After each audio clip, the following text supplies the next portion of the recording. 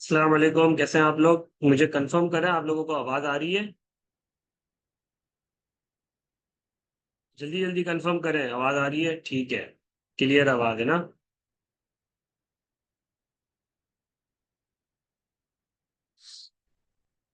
अच्छा जी, जल्दी से कंफर्म करें कि आप लोगों को मेरी स्क्रीन दिख रही है?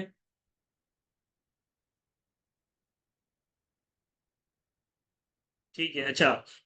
हमने लास्ट जो हमने सेशन करा था, लास्ट जो हमारा लाइव सेशन था, उसमें हमने विंटर 19 का क्वेश्चन करा था, आप लोगों को याद होगा।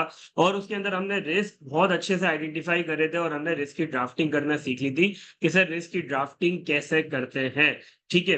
तो रिस्क हमने आइडेंटिफाई करे थे, उसकी हमने फाइल बनाई थी पूरी, हमने फाइल को देखा था कि किस तरीके से रिस्क की ड्राफ्टिंग करनी है, सारे रिस्क हमारे पास लिखे हैं, ठीक है? आज हमें काम ये करना है कि इससे रिलेटेड जितने भी हमने रिस्क ड्राफ्ट करे थे, उसके हमें प्रोसीजर्स ड्राफ्ट करने हैं। ठीक है, तो आप लोग मेरी हेल्प आउट करेंगे प्रोसीजर्स ड्राफ्ट करने में, बताएँगे कि क्या-क्या प्रोसीजर्स इसके अंदर होने चाहिए हर इसके अंदर, ठीक है? आप लोग मुझे बता रहे होंगे, ठीक है? मैंने ऑलरेडी प्रोसीजर्स ड्राफ्ट करके एक फाइल रखी हुई है, लेकिन आप लोग मुझे बताएँगे इधर मैं पॉइंट्स में लिखता जाऊँगा, ठीक है? देन हम जो मैंने डिटेल में प्रोसीजर्स लिखे हुए हैं, फिर हम उसको देख रहे होंगे, ठीक है? तो जल्दी-जल्दी मुझे बताएँ क्या सवाल को दोबारा रीड करने की ज़रूरत है? मुझे एक दफ़ा कन्फर्म कर दें क्या दोबारा सवाल को एक दफ़ा रीड करने की ज़रूरत है? या डायरेक्ट हम रिस से स्टार्ट कर लें? सर एक बार कर लें प्लीज़, ठीक है चलें हम सवाल को एक दफ़ा दोबारा रीड कर लेते हैं। कोई हमने विंटर 19 का क्वेश्चन है question 3 you are the audit manager assigned to the audit of Astron computers limited ACL for the year ended 30 November 2019. Following information is available. The main business of the company is the importation of servers, laptops, desktop, computers, LCD screens, and the related accessories for sales to large customers and retailers. ACL was incorporated in 2002 and operated profitably until 2016 when it turned into a loss-making entity due to increased availability of refurbished computers in the market. ठीक है, अच्छा पहली चीज मैंने क्या identify करी थी risk के अगर मैं हवाले से बात करूं तो रिस्क में हमने आइडेंटिफाई करा था भाई ये टेक्नोलॉजिकल प्रोडक्ट में डील करे जो कि फौरन क्या हो जाती है सर फौरन के फौरन वो थोड़े टाइम बाद ऑब्सोलीट हो जाती है नई प्रोडक्ट आ जाती है वो आउटडेटेड हो जाती है तो हमने एक रिस्क आइडेंटिफाई करा था भाई इन्वेंट्री ऑब्सोलेसेंस का ठीक है बात समझ में आ रही है अच्छा फिर हमने इधर देखा था कि भाई प्रॉफिटेबल नहीं है लॉस मेकिंग एंटिटी है तो हो सकता है कि गोइंग कंसर्न रिस्क बन जाए लेकिन गोइंग कंसर्न रिस्क सिर्फ इस वजह से नहीं बन सकता मल्टीपल चीजें हम लोग देख रहे होंगे अगर और भी हमें फैक्टर्स मिलेंगे देन हम गोइंग कंसर्न का रिस्क बना लेंगे यहां तक सबको क्लियर है आगे चले अच्छा जी, फिर हमारे पास कुछ एक्सट्रैक्ट्स दिए हुए हैं जिसके अंदर सेल्स हमारे पास गिवन है। सेल्स जो है बहुत ही ज़्यादा सिग्निफिकेंटली आपकी कम हो गई है, ठीक है? जिसकी वजह से ज़ाहिर है जब सेल्स कम होगी तो कॉस्ट ऑफ सेल्स भी कम होगी, ठीक है? तो एक वन ऑफ द फैक्टर अभी हमें ये भी दिख रहा है कि सेल्स भाई बहुत ज़्यादा इनकी कम हो गई है, जिसकी वजह से हो सकता है कि भाई गोइंग कंसर्न रिस्क इनके पास आ जाए, ठीक है ना? सेल्स एक बहुत सिग्निफिकेंट फैक्टर है। अच्छा जी, फिर हमने देखा फिर हमने एक और चीज़ देखी भाई शेयर एंड कैपिटल तो इनका नॉर्मल चल रहा है। रिज़र्व हमने देखे ठीक है। वारंटी प्रोविज़न बहुत सिग्निफिकेंट डिक्लाइन आ गया है। अच्छा जी, ठीक है, ज़ाहिर तो सही लग रहा है कि यार 648 से 430 पे सेल्स आ गई तो वारंटी प्रोविज़न का कम होना भी ठीक है। आगे पढ़ेंगे तो ज़्यादा पता चलेगा कि यार कम होना ठीक है या गलत है। ठीक है, पेबल्स बहुत ज़्यादा बढ़ गए, पेबल्स जबकि बढ़ने नहीं चाहिए क्योंकि आपकी कॉस्ट ऑफ सेल्स कम हो रही है। ज़ाहिर है मैं माल भी कम परचेज़ करूँगा, जब माल कम परचेज़ करूँगा तो पेबल मेरा कम होना चाहिए था। ये बढ़ रहा है तो बात समझ नहीं आ रही, ठीक है ना? तो ये भी एक गोइंग कंसर्न का फैक्टर बन सकता है, ठीक है? रनिंग फाइनेंस हमने देखा रनिंग फाइनेंस आपका बढ़ रहा है, ये भी one of the going concern risk का फैक्टर बन सकता है, ठीक है? प्रोविज़न आपके कम हो रहे हैं, ठीक है? फिक्स्ड एसेट आपके नॉर्मल कम हो रहे हैं, ठीक है? डेफर्ड टैक्स आपने रिकॉर्ड करा हुआ है। हाँ, ये बात मुझे समझ नहीं आ रही कि भाई आप लोग कंटीन्यूअसली लॉसेस में जा रहे हैं, आप लोग कैसे एक्सपेक्ट करें कि फ्यूचर में आप लोग प्रॉफिटेबल होंगे, ठीक है ना? डेफर्ड टैक्स एसेट जब ही रिकॉर्ड होते हैं जब आप प्रॉफिटेबल होते हो फ्यूचर में, ठीक है? तो डेफर्ड टैक्स में भी एक रिस्क बन सकता है, ठीक है? फिर इसके अलावा इन्वेंटरीज़ हमारे पास गिवन है, इन्वेंटरी इन ट्रांजिट है, ट्रेड रिसीवेबल्स है, कैश एंड बैंक है, ठीक है? तो अच्छा इन्वेंटरी भी हमारी बढ़ रही है, तो इससे मुझे लग रहा है इन्वेंटरी का भी एक रिस्क बनेगा क्योंकि इन्वेंटरी का बढ़ना बनता नहीं है क्योंकि कॉस्ट ऑफ सेल्स आपकी कम हो रही है, सेल्स कम हो रही है, तो मुझे पीछे से माल ही कम परचेज़ करना चाहिए। तो इसका मतलब ये कि मेरा माल बिक ही नहीं रहा, मेरा माल पाइल अप हो रहा है, कम माल परचेज़ करने के बाद भी मेरा माल पाइल अप हो रहा है। ये यहाँ तक सबको क्लियर हो गई चीज़ें? यहाँ तक पुरानी क्लास सारी रिपीट हो रही है? ओके, आगे चलते हैं भाई। अच्छा जी, फिर in June 2019 ACL decided to discontinue import and sale of desktop computers. अच्छा भाई, ये लोग डिसकंटिन्यू करें import and sale of desktop computers and LCD screen and to concentrate selling servers and laptop. It also decided to introduce an all-in-one PC which is not currently available in the refurbished market. To further boost the sale, ACL has started offering extended warranties in addition to a 2-year warranty period for all of its product at a nominal increase in price. अच्छा जी, अब ये बात एक आ गई, warranty की एक तरफ warranty कम हो रही है, दूसरी तरफ एक्सटेंडेड वारंटी दी जा रही है। पहली बात तो एक्सटेंडेड वारंटी हमने बोला था कि भाई सर्विस टाइप वारंटी होती है, एश्योरेंस टाइप वारंटी नहीं होती, ठीक है ना। यहाँ तक बात समझ में आ गई। हमने वारंटी प्रोविजन का एक रिस्क ड्राफ्ट करा था। पहले तो हमने देखा कि यार 648 से 430 जो कम हो रही है सेल्स, वो कितने परसेंट से कम हो रही है, और वारंटी प्रोविजन 16 से 9 में कितने परसेंट से कम हो रही है। तो हमने देखा था सेल्स जो थी कोई 33% से आई थिंक कम हो रही थी, मतलब उसकी परसेंटेज कम थी, और वारंटी प्रोविजन की ज्यादा परसेंटेज थी, तो वो आपस में उसकी लिंकिंग सही बन नहीं रही थी। तो जिसकी वजह से एक हमने वारंटी प्रोविजन का रिस्क बनाया था। दूसरा एक रिस्क हमने बनाया था कि आपकी 2 ईयर एक तो हमने बनाया था कि भाई 2 ईयर वारंटी पीरियड की आप वारंटी दे रहे हैं, और अगर तो आप बोल रहे हैं कि भाई सेल्स आपकी कम हो रही है, अगर तो आप बोल रहे हैं सेल्स आपकी कम हो रही है, तो जरूरी नहीं है कि वारंटी प्रोविजन इस साल आपका कम हो, वो अगले साल कम हो सकता है, इस साल कम नहीं होगा, क्योंकि इस साल में 2018 का भी इम्पैक्ट आएगा। यहां तक बात समझ में आ रही है, मतलब 2018 में जो सेल्स करी थी उसके क्लेम आ सकते हैं आपके 2020 में जाके। ये बात सबको समझ में आ रही है। तो वारंटी प्रोविजन में 2018 का इम्पैक्ट भी होना चाहिए, तो मतलब कम होना बनता नहीं है आपका। यहां तक बात समझ में आई। 2 साल वाली बात से हमने ये पता लगाया कि भाई कम होना बनता नहीं है, ठीक है। फिर इसके बाद हमने बोला कि भाई एक्सटेंडेड वारंटीज आप लोग दे रहे हैं, तो एक्सटेंडेड वारंटीज जो है, एक्सटेंडेड वारंटीज हो सकता है आपने एश्योरेंस टाइप वारंटी में क्लासिफाई कर दी हो, जबकि वो सर्विस टाइप वारंटी है IFRS 15 के हिसाब से। यहाँ तक क्लियर हो गया हमें। अच्छा जी, फिर एक बात बोल रहा है, ACL is presently negotiating with its bank to enhance the running finance facility in order to meet the additional working capital requirement. Running finance facility ये लोग ऑब्टेन कर रहे हैं बैंक से। तो अब यहाँ से मुझे एक रेस मिल रहा है भाई, रनिंग फाइनेंस फैसिलिटी अगर ले रहे हैं तो जाहिर है लाजमी है कि बैंक ने अकाउंट्स तो मांगे होंगे आपसे कि भाई मुझे अकाउंट्स लाके दिखाओ। जब अकाउंट्स लाके दिखाने का प्रेशर आपके ऊपर आएगा, तो आप क्या करेंगे सर, मैनिपुलेट करने की कोशिश करेंगे अपने अकाउंट्स को, फ्रॉडुलेंट फाइनेंशियल रिपोर्टिंग का रिस्क होगा। यहां तक बात हमें क्लियर हो गई। फिर इसके बाद आते हैं, in September 2018, ACL had entered into contracts with 2 leading chains of schools for supplying 20,000 desktop computers and LCD screens at a nominal margin. भाई 2018 में इन भाई साहब ने कॉन्ट्रैक्ट करा था स्कूल्स के साथ कि भाई हम आपको LCD स्क्रीन देंगे, डेस्कटॉप कंप्यूटर देंगे। लेकिन अब मसला ये हो गया कि ये तो डेस्कटॉप कंप्यूटर और LCD स्क्रीन का बिजनेस ही छोड़ रहे हैं, तो अब क्या करेंगे सर। ACL ने 6,000 यूनिट्स ऑलरेडी दे दिए हैं, ऑलरेडी सप्लाई कर दिए हैं before discontinuing this product segment, ठीक है ना। डिसकंटिन्यू होने से पहले इन्होंने 6,000 दे दिए। अब इनका कॉन्ट्रैक्ट में कितने बाकी है सर, 14,000 लैपटॉप्स अभी भी LCD स्क्रीन और डेस्कटॉप कंप्यूटर इनको अभी भी सप्लाई करने हैं।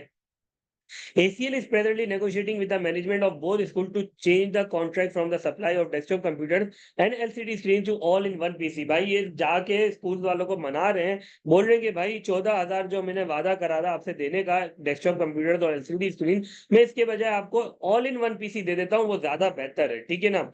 अब हो सकता है स्कूल वाले बोले नहीं भाई हम तो पुराने जमाने के लोग हैं, हमें तो वही डेस्कटॉप कंप्यूटर और LCD स्क्रीन चाहिए, हमें ऑल इन वन PC नहीं चाहिए। तो इस केस में हो सकता है आपके पास क्या आ जाएगा सर, रिस्क, ऑनरस कॉन्ट्रैक्ट का रिस्क आ सकता है। हो सकता है कि यार आपको लोकल मार्केट से जो प्रोडक्ट है वो आपको महंगी मिले। कॉन्ट्रैक्ट लेट से आपने 100 रुपए का करा हुआ है, आपने बोला कि भाई 100 रुपए की मैं आपको डेस्कटॉप कंप्यूटर सेल करूंगा, लोकल मार्केट से ये डेस्कटॉप कंप्यूटर आपको हो सकता है 120 का मिले, तो मतलब 20 रुपए का आपके ऊपर लॉस आ सकता है। यहां तक बात सबको समझ में आ रही है, यहां तक सबको समझ में आ रही है। तो ऑनरस कॉन्ट्रैक्ट का भी रिस्क आ सकता है, ठीक है ना।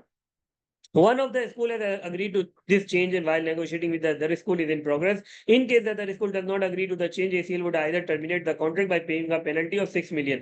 ठीक है, ACL करेगा क्या, ACL करेगा कि भाई ये 20 रुपीज का लॉस की एक वर्किंग बनाएगा कि ओवरऑल मुझे टोटल ये 14,000 यूनिट्स में कितना लॉस हो रहा है, और अगर तो मैं टर्मिनेट करता हूँ कॉन्ट्रैक्ट को, तो मुझे पेनल्टी कितनी देनी पड़ेगी? जो भी कम अमाउंट होगी वो उसकी तरफ जाएगा और उसका प्रोविजन आपकी बुक्स में रिकॉर्ड होना चाहिए। यहाँ तक सबको क्लियर हो रही है? ये तो अकाउंटिंग आती होगी सबको कि भाई जो भी कम अमाउंट होगी मैं उस तरफ जाऊंगा, ठीक है ना।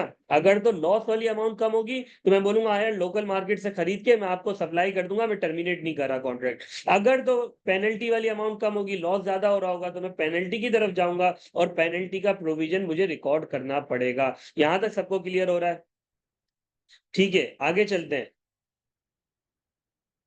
अच्छा जी, फिर एक और हमारे पास पॉइंट आ रहा है, last point. In May 2019 ACL ordered desktop computers accessories at a landed cost of 20 million from a company based in Hong Kong। भाई इसने जो है अभी डेस्कटॉप कंप्यूटर इसने मंगवाए थे मई 2019। अभी हमारा कौन सा महीना चल रहा है सर? अभी हम खड़े हुए हैं 30 नवंबर 2019 पर। 30 नवंबर 2019 हो चुका है और मई 2019 में इसने इन्वेंट्री ऑर्डर करी थी। सर कितने महीने हो गए, कोई मुझे बताएगा? जून, जुलाई, अगस्त, सितंबर, अक्टूबर, नवंबर, 6 महीने आपके गुजर चुके हैं, ठीक है ना। 6 महीने गुजरने का होना मतलब भाई 1 साल में तो नया आईफोन लॉन्च हो जाता है, ठीक है ना। 1 साल के अंदर तो नया कोई पीसी लॉन्च हो जाता है, नई एलसीडी स्क्रीन, नई टेक्नोलॉजी आ जाती है। सर ये 6 महीने के अंदर तो पता नहीं इन्वेंट्री बहुत ही कोई आउटडेटेड हो चुकी होगी। यहाँ तक सबको समझ में आ रहा है?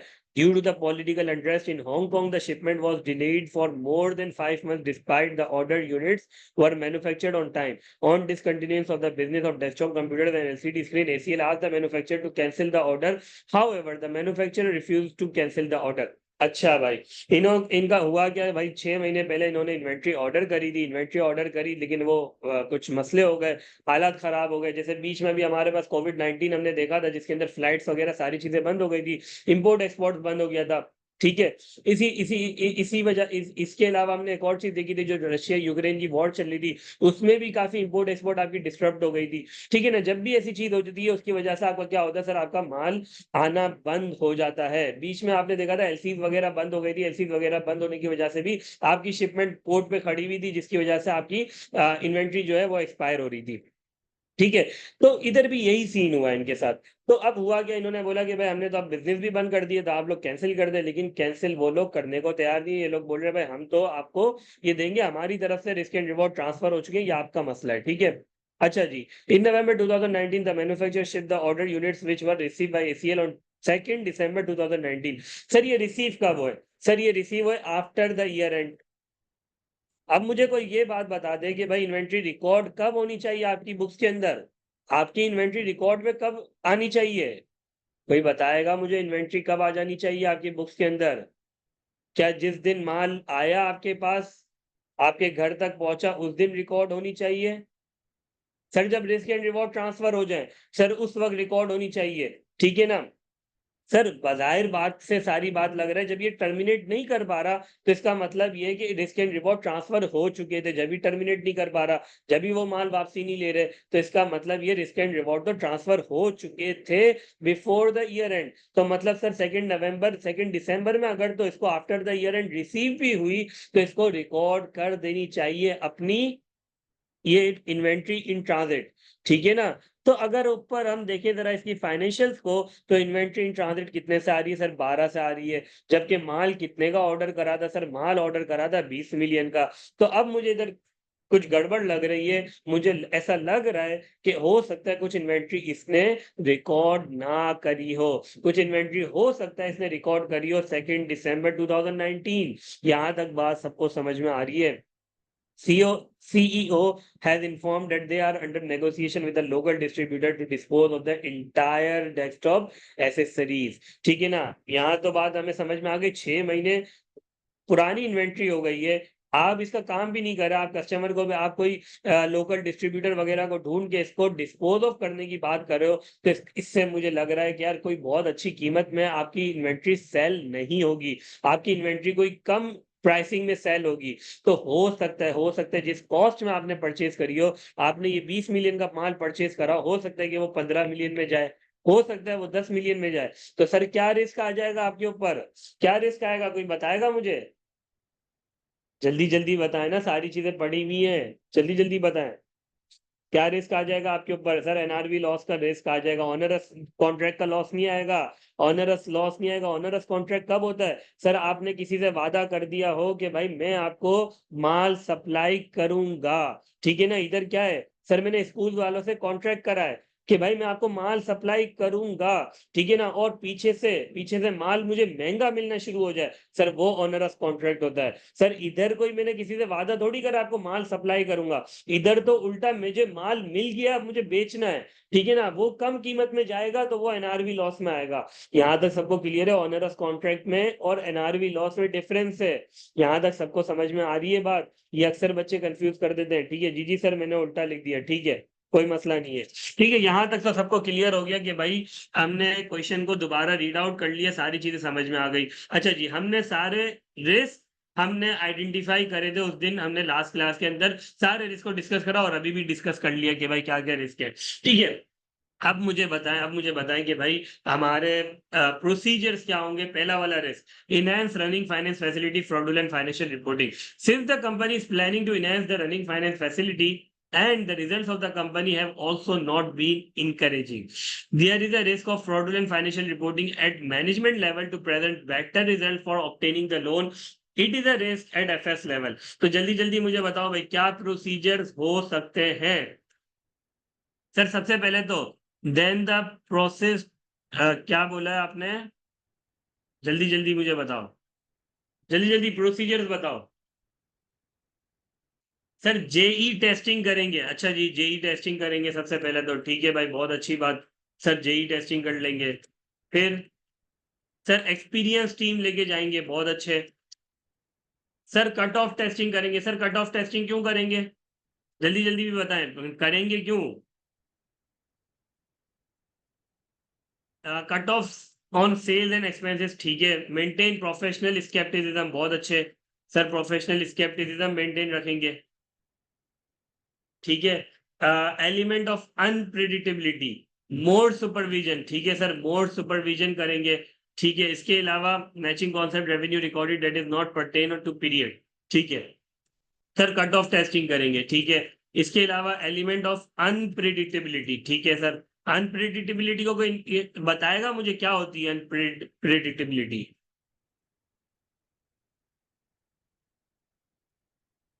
जल्दी जल्दी आगे चलें, जल्दी चलें। और कोई आ रहा है दिमाग में? मटीरियलिटी कम कर देना, मटीरियलिटी कम कर देना, मटीरियलिटी कम कर देना नहीं, ये कोई प्रोसीजर नहीं बनेगा, ठीक है। Sir we will discuss risk assessment procedure only for all relevant procedures.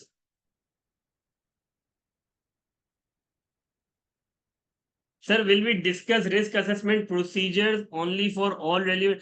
देखिए रिस्क असेसमेंट प्रोसीजर्स डिफरेंट होते हैं, ठीक है ना। एक चीज ये अक्सर बच्चा कंफ्यूज होता है, रिस्क असेसमेंट प्रोसीजर्स डिफरेंट होता है, ठीक है। रिस्क को असेस करने के लिए वो प्रोसीजर परफॉर्म करा जाता है, कंट्रोल की टेस्टिंग करने के लिए प्रोसीजर डिफरेंट होता है, ठीक है।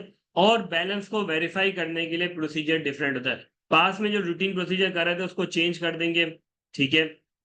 रीचेक द कोविनेंट्स ऑफ FOL, ठीक है। कोविनेंट्स क्यों चेक करेंगे? अभी तो आप रनिंग फाइनेंस फैसिलिटी को इनहेंस कर रहे हैं ना, आपको रिस्क है कि फ्रॉड का रिस्क है, ठीक है ना। कोविनेंट्स का रिस्क थोड़ी मैंने इधर लिखा है अभी। अच्छा, लेस रिलायंस ऑन कंट्रोल्स, बहुत अच्छे, लेस रिलायंस ऑन कंट्रोल्स, ठीक है। अच्छा जी, non routine procedures, non routine procedures, वो जो ट्रांजेक्शन सेलेक्ट कर लें जो नॉर्मली नहीं करते। More focus on unusual transaction, more focus on unusual transaction, ठीक है, बहुत अच्छे। Unpredictability means other than usual technique in selection of the transaction, ठीक है।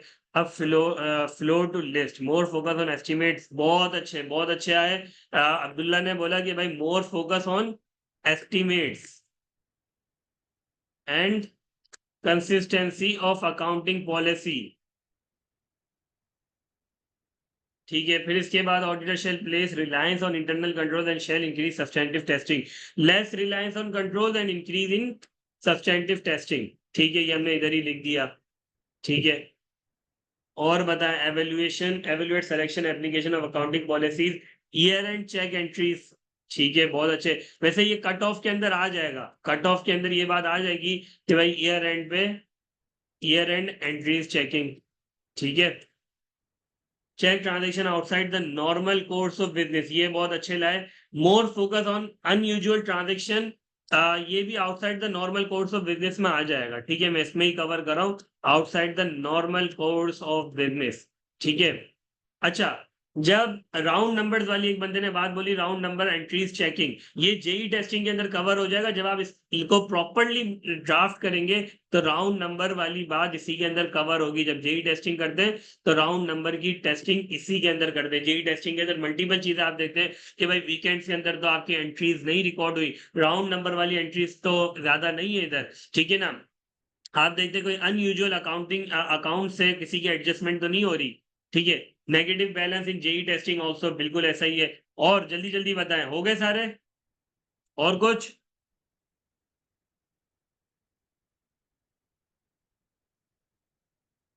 जल्दी जल्दी बताएं।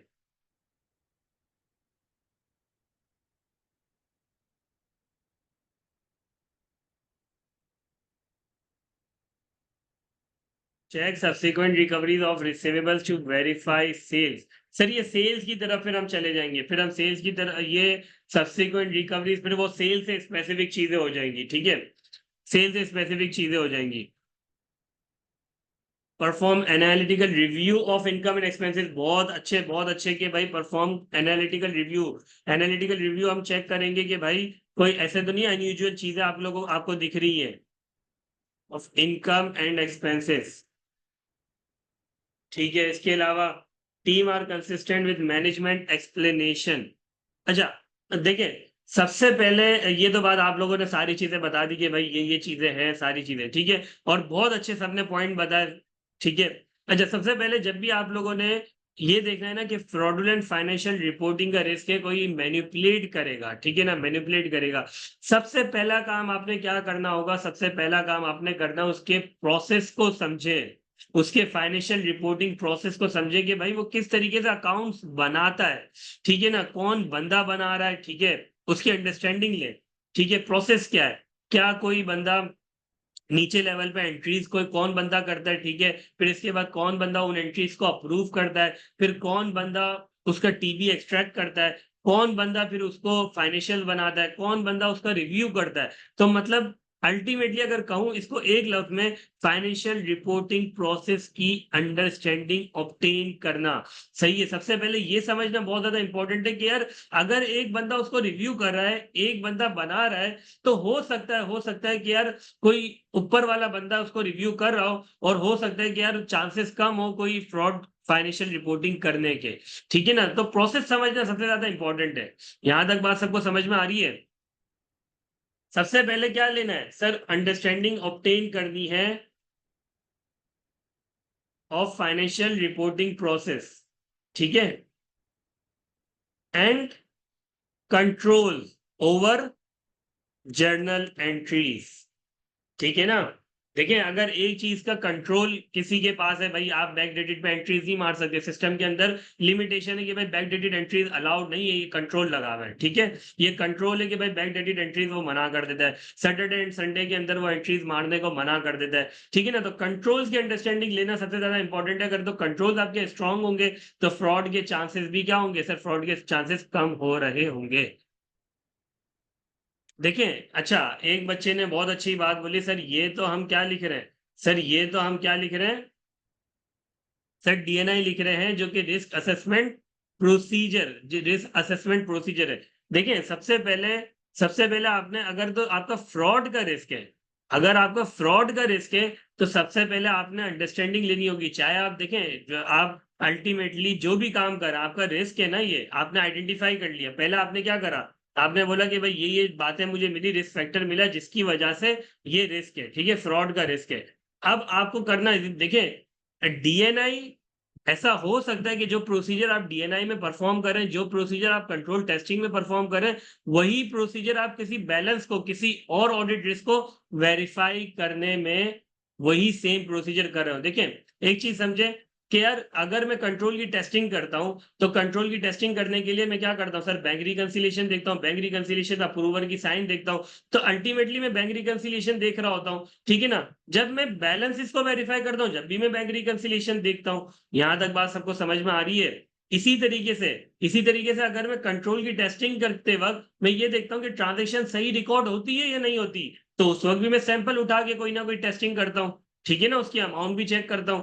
इसी तरीके से जब मैं उसकी एक्सपेंसेस की वेरिफिकेशन करता हूं, तब भी मैं सैंपल बेसिस पे वो ट्रांजेक्शन उठाता हूं, ठीक है। तो अल्टीमेटली प्रोसीजर सेम होता है, ठीक है। सर डीएनआई का मतलब क्या होता है, डिजाइन एंड इम्प्लीमेंटेशन। डीएनआई का मतलब डिजाइन एंड इम्प्लीमेंटेशन, उसके ऊपर मैं आऊंगा, उसके ऊपर डिटेल में हम बात करेंगे। सर डिजाइन एंड इम्प्लीमेंटेशन और कंट्रोल और कंट्रोल टेस्टिंग और हमारे जो प्रोसीजर्स होते हैं उसमें क्या फर्क है, सब्सटेंटिव टेस्टिंग, ठीक है, उसमें हम डिटेल में अलग से बात करेंगे। ऑलरेडी मैंने स्लाइड मैंने कवर करा हुआ है, ठीक है, मैंने आइजा 315 के अंदर कवर करा है ये वाली चीज, डीएनआई वाली चीज, ठीक है। अच्छा जी, हम आगे आ जाते हैं। सबसे पहले हमने क्या करा सर, फाइनेंशियल रिपोर्टिंग प्रोसेस की हमने अंडरस्टैंडिंग ले ली।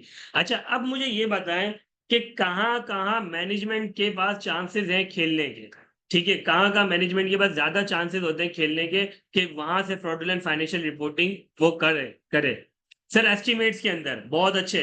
सर एस्टिमेट्स के अंदर सबसे ज्यादा चांसेस होता है कि वो एस्टिमेट्स के अंदर सबसे ज्यादा चांसेस होता है कि यार वो खेले, ठीक है ना।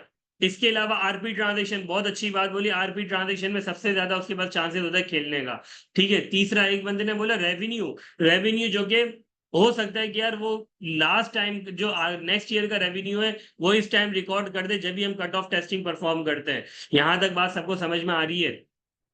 सर कैश सेल्स तो जब हम देखेंगे, जब कैश सेल्स की पूरे उसमें बात करी हो कि भाई कैश पर सेल्स हो रही है, कैश सेल्स अभी है नहीं, ठीक है ना। अगर सवाल में कहीं कैश सेल्स का वर्ड यूज कर दे तो हम बोलते हैं हाँ यार कैश सेल्स भी हो सकती है, ठीक है। अच्छा जी, ये हो गया हमारे पास inventory in hand. Inventory in hand पे देखिए इतना ज्यादा खेलने का चांस नहीं है, ठीक है ना। इन्वेंट्री इन हैंड पे बहुत ज्यादा कोई खेलने का इनके पास चांस नहीं है, ठीक है। एनआरवी और अनलेस के एनआरवी और कॉस्ट का वो आप बात करें तो ठीक है, अदरवाइज उनके पास खेलने का बहुत ज्यादा चांस नहीं है। असल होता है कि पॉलिसीज के अंदर, एस्टिमेट्स के अंदर, आरपी ट्रांजेक्शन के ऊपर और रेवेन्यूज के ऊपर उनके पास ज्यादा खेलने का चांस होता है, ठीक है। यहां तक सबको क्लियर हो गया। तो सबसे पहले जब भी आप लोग देखिए प्रोसीजर्स बना रहे ना, तो सोचें कि यार फ्रॉड अगर होगा तो कहाँ कहाँ उसके पास चांसेस है, ठीक है। Sir practically inventory management play a lot. देखिए इन्वेंट्री मैनेजमेंट में बिल्कुल आपकी बात ठीक है कि यार इन्वेंट्री मैनेजमेंट में खेल सकते हैं, ऐसा नहीं है कि नहीं खेल सकते, ठीक है ना। डिपेंड करेगा कि यार कितनी इन्वेंट्री उनके पास पड़ी हुई है, ठीक है, कितना मैक्सिमम खेल लेंगे। ऑलरेडी आपने इन्वेंट्री का एक अलग से लिस्ट आपने बनाया हुआ है, ठीक है ना। इन्वेंट्री के लिए आपने अलग से लिस्ट बनाया हुआ है जिसमें आप सारी बातें वो एनआरवी से रिकॉर्डेड आप जितनी भी चीजें वो आप वो लिखेंगे, ठीक है ना। तो वो आपको इधर इनकॉर्पोरेट करने की बहुत ज्यादा नीड नहीं है, ठीक है। इसके अलावा बहुत अच्छी बात बोली कि भाई जहां फ्रॉड के चांसेस होंगे तो वहां हो सकता है कि कंट्रोल्स क्या हो जाएं। सर कंट्रोल्स क्या हो जाएं, जल्दी जल्दी बताएं। जहां फ्रॉड के चांसेस होंगे, जो मैनेजमेंट लेवल का फ्रॉड होगा, तो वो कंट्रोल्स बाईपास हो जाएंगे। मैनेजमेंट के हाथ में है ना कंट्रोल्स, कंट्रोल्स बनाना, कंट्रोल्स को ओवरराइड करना किसका काम है, सर मैनेजमेंट के हाथ में। तो मैनेजमेंट ओवरराइड ऑफ कंट्रोल ज्यादा होगा वहां। तो आपने क्या करना है सर, कंट्रोल्स में रिलायंस नहीं लेनी, आपने सब्सटेंटिव टेस्टिंग परफॉर्म करनी है ज्यादा से ज्यादा, ताकि अगर कंट्रोल्स पे रिलायंस लेंगे तो कंट्रोल्स तो हो सकता है ओवरराइड कर दिया हो। यहां तक बात सबको समझ में आ रही है। Management override of control, MOC, management override of controls. यहां तक सबको चीजें क्लियर हो रही हैं।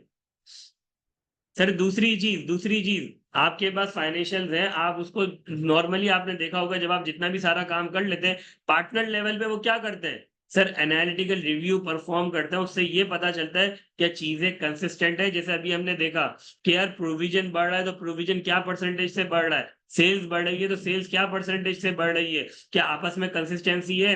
ऐसा तो नहीं कि लेट से प्रॉपर्टी प्लांट एंड इक्विपमेंट आपका बढ़ रहा हो, डेप्रिसिएशन एक्सपेंस आपकी कम हो रही हो, ठीक है ना। तो एनालिटिकल रिव्यू करना बहुत ज्यादा इंपॉर्टेंट है।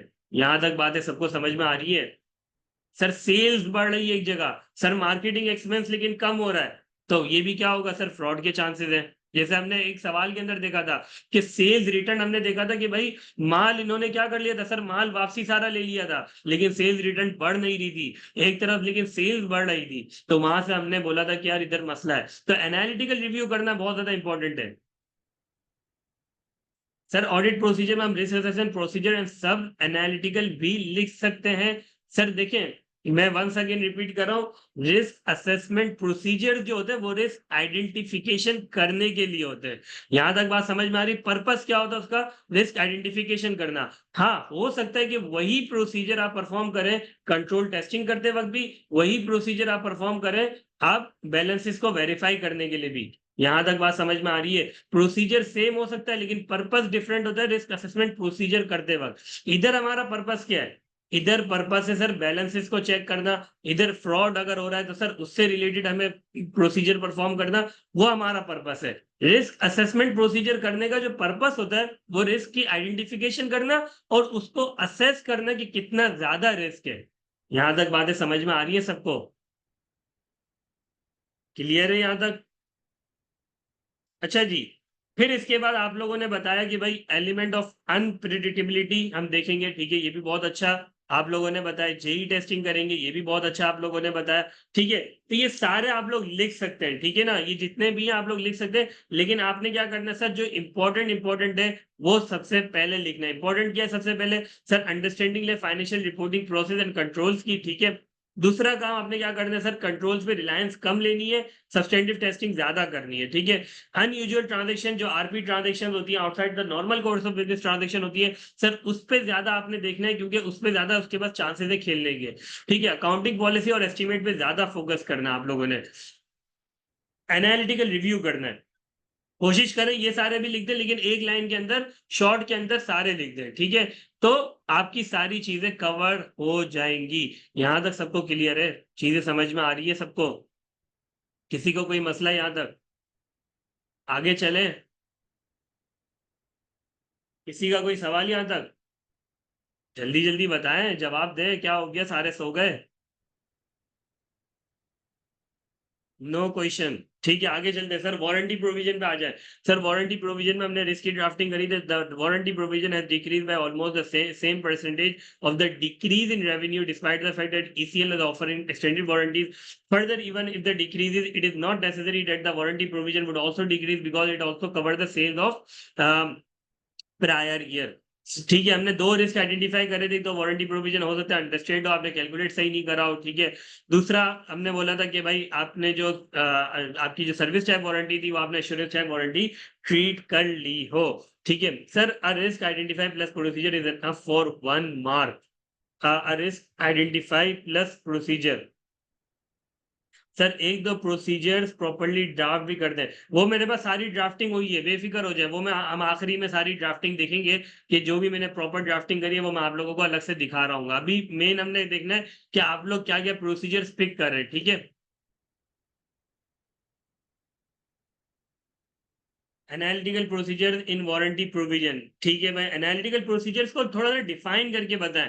एनालिटिकल प्रोसीजर देखिए, उधर तो क्या था, उधर हम फ्रॉड के हिसाब से बात कर रहे थे तो हम कोई specific warranty specific analytical procedure लिख नहीं सकते थे कि भाई क्या करेंगे, ठीक है ना। इधर क्योंकि हम सारी चीजें ही देखेंगे, हम ग्रॉस मार्जिन भी देख रहे होंगे कि भाई मार्जिन क्या है, हम डिफरेंट चीजों को कंपेयर कर रहे होंगे, फिक्स एसेट को डेप्रिसिएशन से कंपेयर करेंगे। इसके अलावा हम ये देखेंगे भाई ईयर टू ईयर बेसिस पे देखेंगे कितना इंक्रीज आया है, ठीक है। हम रेशियोज कैलकुलेट करेंगे। तो इधर में स्पेसिफिक कोई एक नहीं लिख सकता था, ठीक है, क्योंकि बहुत सारे थे। अच्छा, इधर अब आप लोगों ने स्पेसिफिक बताया कि भाई कंपेयर ईयर टू ईयर, ठीक है, बहुत अच्छे।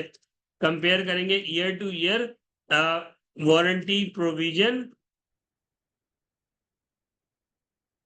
एंड कंपेयर एक्चुअल नंबर्स, ठीक है,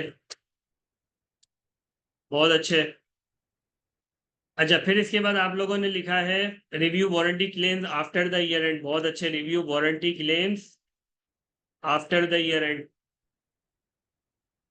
अच्छा जी, फिर इसके बाद आप लोगों ने लिखा है obtain understanding of warranty provision recorded by client, बहुत अच्छे। Obtain understanding of warranty provision recorded by client, ठीक है। और आ जाए, check appropriateness of assumptions taken by the management assumption check करेंगे, check appropriateness of assumptions taken by management. ठीक है सर, ये क्वेश्चन 22 मार्क्स का है। एक रिस्क के साथ कितने प्रोसीजर, अच्छा ये आपका सवाल अब आया प्रॉपर। सर ये क्वेश्चन 22 मार्क्स का है, तो एक रिस्क के साथ कितने प्रोसीजर्स लिखेंगे? एटलीस्ट देखिए 3 से 4 प्रोसीजर तो आप लाजमी लिखें, ठीक है ना। 3 से 4 प्रोसीजर लाजमी लिखे, लेकिन सबसे ज्यादा जो बहुत ज्यादा जिसकी जो बहुत ज्यादा रिलेटेड है, लिंक है बहुत ज्यादा रिस्क के साथ, वो आपने लाजमी लिखना है, ठीक है। अच्छा, review working of provision by client, consider need to engage in expert to calculate warranty provision. Review working of provision, ठीक है, बहुत अच्छे। Review working of provision by client, ठीक है। Consider need to engage in expert to calculate, अच्छा भाई engage expert करेंगे, बहुत अच्छे। Warranty provision, consider need to engage in expert to calculate review claims, ये हो गया।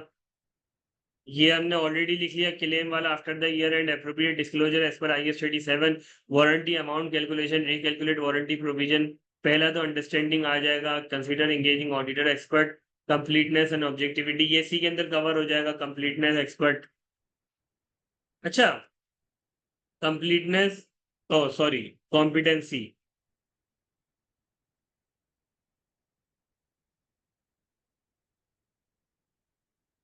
Insured transaction price is allocated and revenue is recorded over the period. Insured transaction price is allocated and revenue recorded over the period. ये क्यों बोल रहे हैं आप? Insured transaction price allocated and revenue is recorded over the period. Service type warranty है ना, बहुत अच्छी बात बोली। ये सब के सब मिस कर रहे थे ये वाली चीज, कि भाई आपने जब ये वाला रिस्क लिखा है तो इससे रिलेटेड प्रोसीजर भी तो लिखे, इससे रिलेटेड प्रोसीजर भी तो लिखे।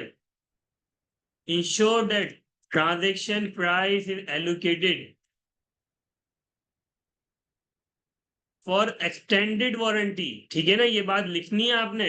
Ensure that transaction price is allocated for extended warranty, ठीक है ना, and recorded over the period of time, ठीक है ना। रिकैलकुलेट वारंटी प्रोविजन, ये हमने, ठीक है, रिकैलकुलेट कर लेंगे warranty provision, review and recalculate, ठीक है।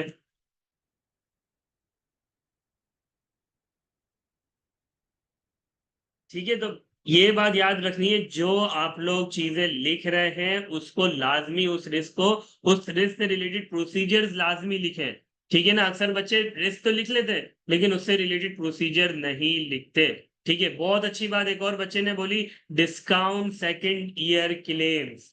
भाई डिस्काउंट भी तो देखना है ना, मैंने आप लोगों को रिकॉर्डिंग में अलग से बताया था, नहीं बताया था कि भाई डिस्काउंट भी होगा, क्योंकि सेकंड ईयर में जो एक्सपेक्टेड क्लेम की अमाउंट होगी उसको डिस्काउंट भी तो करना है।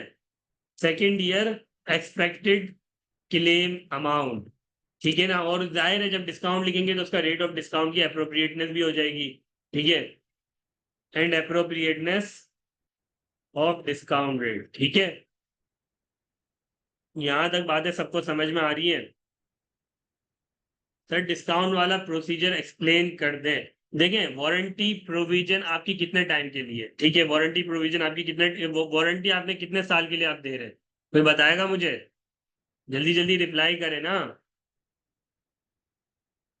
सर 2 साल के लिए दे रहे हैं। देखिए, अब मैं, मुझे सबसे पहले तो ये बताएं कि भाई वारंटी प्रोविजन की कैलकुलेशन होती कैसे है, कोई बताएगा मुझे? वारंटी प्रोविजन मैं क्या देखूंगा भाई, लेट से अभी चल रहा है 2024, ठीक है, 2024 चल रहा है, 2025, 2026, ठीक है।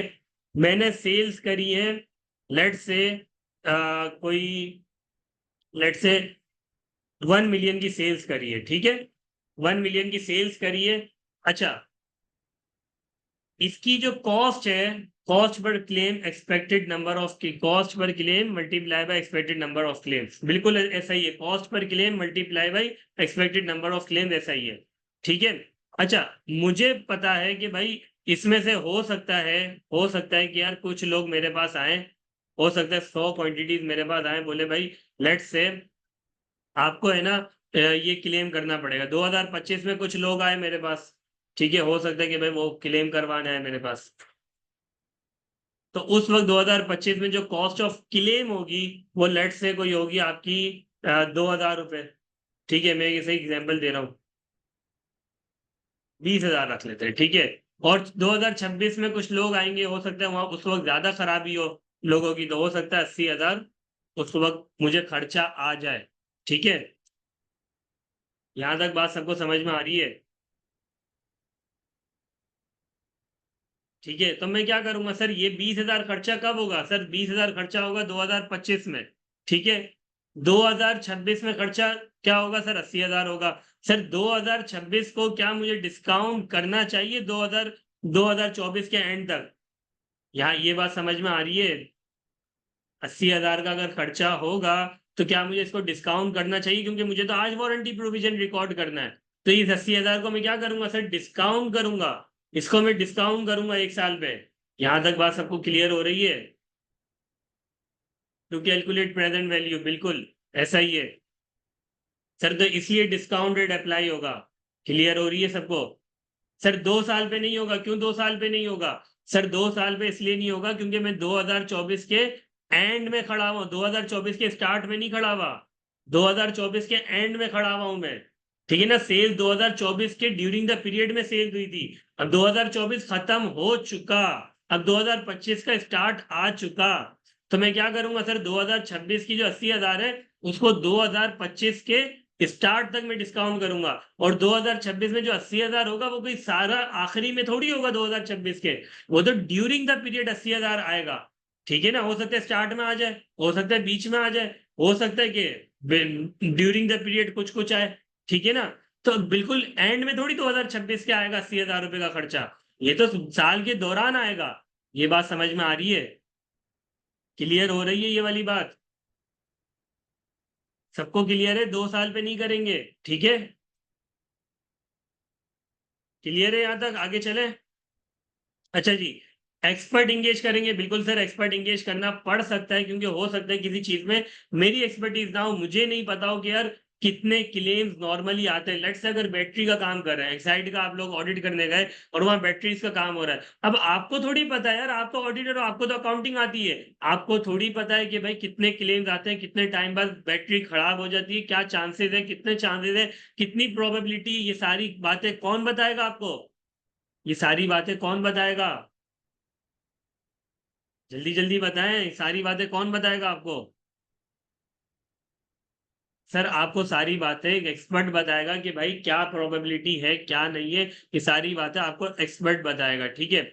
सर एक चीज आप लोगों ने मिस करी, एक चीज आप लोगों ने मिस करी।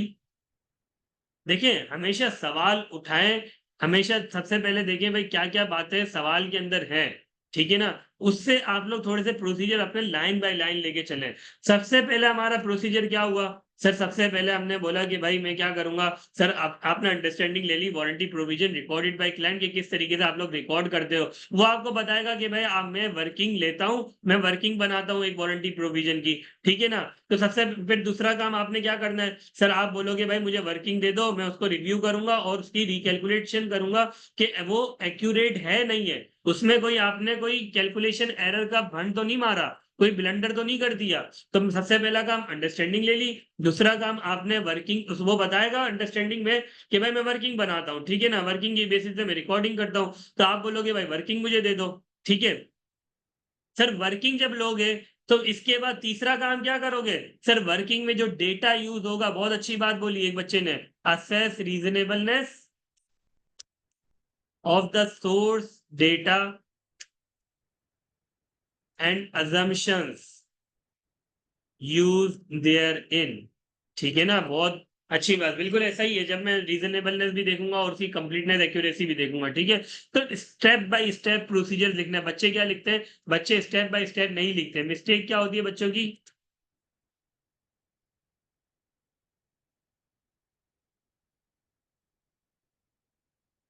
यहां तक बात सबको समझ में आ रही है कि स्टेप बाय स्टेप चले चीजों को लेकर? सबसे पहले अंडरस्टैंडिंग, वैसे ये जरूरी है स्टेप बाय स्टेप। देखें, एग्जामिनर जब चेक कर रहा है ना, तो वो प्रोसीजर आपके समझेगा स्टेप बाय स्टेप, जरूरी नहीं है कोई, ठीक है ना। लेकिन आपको देखें, रेस में अगर आगे बढ़ना है ना, तो आपको इंप्रेशन बनाना पड़ेगा एग्जामिनर के आगे कि यार आपको बहुत अच्छा ऑडिट आता है, ठीक है। वो उसके आगे इंप्रेशन बनाने के लिए आपने चीजों को अपनी फिक्स करना होगा कि जो जो चीजें हैं, कोई ऐसा नहीं है कि यार इसके कोई मार्क्स है, ठीक है ना, कि भाई आप स्टेप बाय स्टेप, लेकिन अल्टीमेटली देखिए ह्यूमन चेक कर रहा है ना, कोई रोबोट तो नहीं है, कि भाई एक ह्यूमन नेचर है, ह्यूमन नेचर की बात आती है कि यार स्टेप बाय स्टेप चीजें लिखी होती है, उसको इंप्रेस करती है। ठीक है, और वो जाहिर है जब इंप्रेस होगा तो आपको मार्क्स भी अच्छे देगा। तो चीजों को अपनी अलाइन करें। ठीक है, सबसे पहले लॉजिकल सीक्वेंस, बिल्कुल ऐसा ही है, लॉजिकल सीक्वेंस आपकी होनी चाहिए। सबसे पहले आपने अंडरस्टैंडिंग ली, फिर आपने वर्किंग वर्किंग को रिव्यू करा, वर्किंग रिकैलकुलेट करी।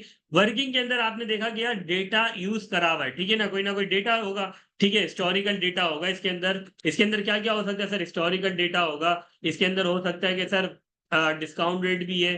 ठीक है, डिस्काउंट रेट लिया तो आपने कहाँ से लिया, ठीक है ना। तो बहुत सारी चीजें इसके अंदर होंगी, प्रोबेबिलिटी होगी कि भाई कितने प्रोबेबिलिटी, कितने चांसेस है कि भाई खराब हो जाती है, तो वो सारा डेटा कहाँ से आपने लिया। सर ऐसा तो नहीं कि आपने किसी फेसबुक के पेज से आपने डेटा निकाला हो। ये बात समझ में आ रही है, प्रोबेबिलिटी का डेटा किसी फेसबुक के पेज से निकाला हो तो क्या वो रिलायबल होगा। सर क्या वो रिलायबल होगा अगर किसी फेसबुक के पेज से मैंने मैंने वो डेटा निकाला हो कि भाई कितनी प्रोबेबिलिटी होती है बैटरी खराब होने की। सर वो रिलायबल डेटा नहीं होगा। ये बात समझ में आ रही है, द सोर्स ऑफ डेटा बहुत ज्यादा इंपॉर्टेंट है। ये बातें मैंने एक्सप्लेन भी करी है ये सारी स्टैंडर्ड्स के अंदर। ठीक है, जितने भी आप वो देखेंगे ना भी वो जितने भी स्टैंडर्ड्स आप देखेंगे तो उसके अंदर मैंने सारी बातें एक्सप्लेन भी करी कि भाई एक्सपर्ट्स के अंदर मैंने एक्सप्लेन करा है कि भाई डेटा वगैरह जो भी होता है, सोर्स ऑफ डेटा तो बहुत ज्यादा इंपॉर्टेंट है। ठीक है, अच्छा जी, फिर इसके बाद एक और स्टेप क्या होगा आपका, conclusions and judgment are based on the data used, conclusion and judgment are based on the, ठीक है, conclusion and judgment हमने लिख दिया।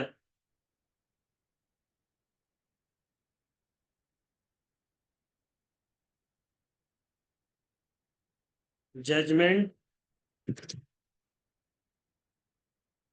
बिल्कुल आपने सर पर्पस भी आपने लिखना है, पर्पस भी लिखना है, जहां जहां आप लिख सकते हैं, जो जो आपको लग रहा है प्रोसीजर ऐसा है जो पर्पस फुलफिल कर देगा, तो वहां आपने लिखना है कि भाई इससे एक्यूरेसी वेरीफाई हो जाएगी।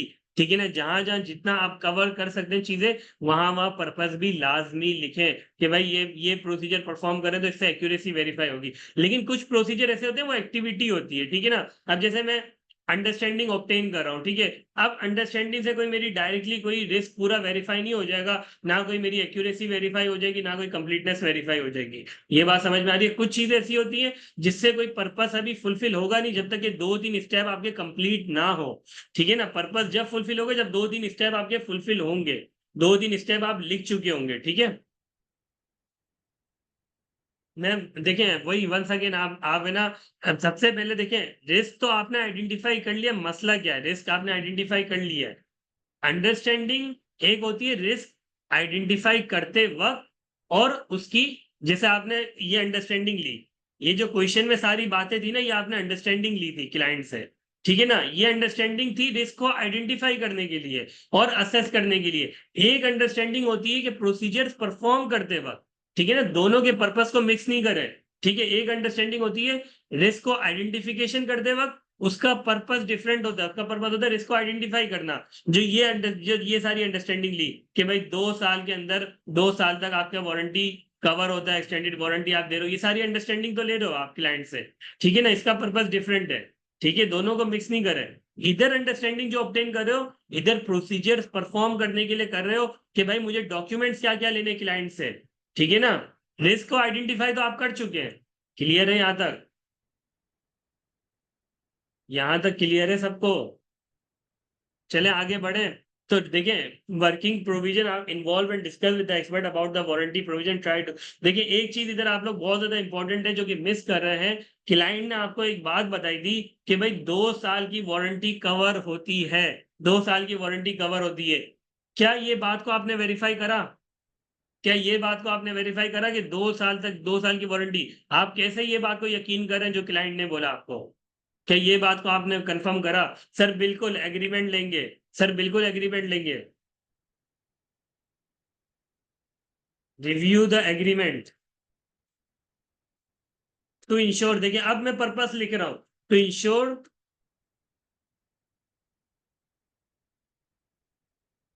Warranty covers 2 years। अब बात समझ में आ रही है सबको, लाइन बाय लाइन चीजों को लेके चलें, जो जो क्वेश्चन में बातें मिले उसको अब उससे रिलेटेड भी प्रोसीजर बनाए। कुछ होते हैं जनरल प्रोसीजर, जैसे ये क्या था सर, सर ये जनरल प्रोसीजर था, obtain understanding of warranty provision, working आपने प्रोविजन की देख ली। लेकिन ये वाला जो था सर, ये वाला जो था नॉर्मली ये भी एक जनरल प्रोसीजर है, लेकिन क्लाइंट ने स्पेसिफिकली एक 2 साल वाली बात लिखी थी, तो उसको वेरीफाई करना आपके लिए लाजमी था कि 2 साल कवर होते नहीं होते। लेकिन ये भी जनरली आपने लिखना ही पड़ेगा कि एग्रीमेंट आपने देखना है कि भाई एग्रीमेंट में वारंटी प्रोविजन क्या है, और उसी एग्रीमेंट से आपको ये भी पता चलेगा क्या सर्विस टाइप वारंटी है, एश्योरेंस टाइप वारंटी है।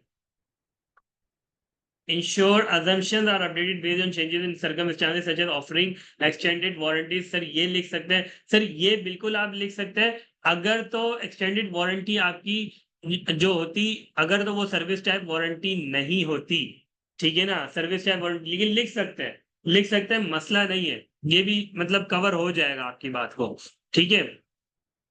सर फिर इसके अलावा, सर इसके अलावा हमने डिस्काउंट वाली बात लिखी थी, वर्किंग के अंदर ही हम डिस्काउंट देखेंगे, तो वर्किंग ये भी देखेंगे, डिस्काउंट वाली चीज वेरीफाई करेंगे, ठीक है। फिर इसके अलावा सर दूसरा काम हम क्या करेंगे, सर दूसरा काम अब हम वारंटी के जो एनालिटिकल प्रोसीजर्स हैं सर वो परफॉर्म करेंगे, जिसके अंदर हम एक्चुअल नंबर्स और वो सारी चीजें से कंपैरिजन कर रहे होंगे, ठीक है।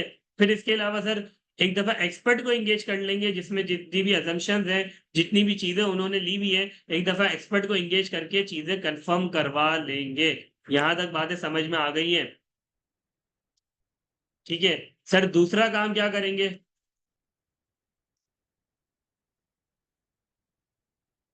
सर दूसरा काम ये करेंगे कि एक दफा warranty claim after the year and देख लेंगे, टू इंश्योर के भाई एक्सपेक्टेशन जो है, टू इंश्योर कि भाई जो एक्सपेक्टेशन जो है आपकी,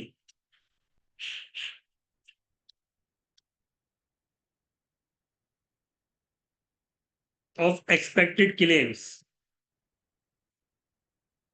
ठीक है।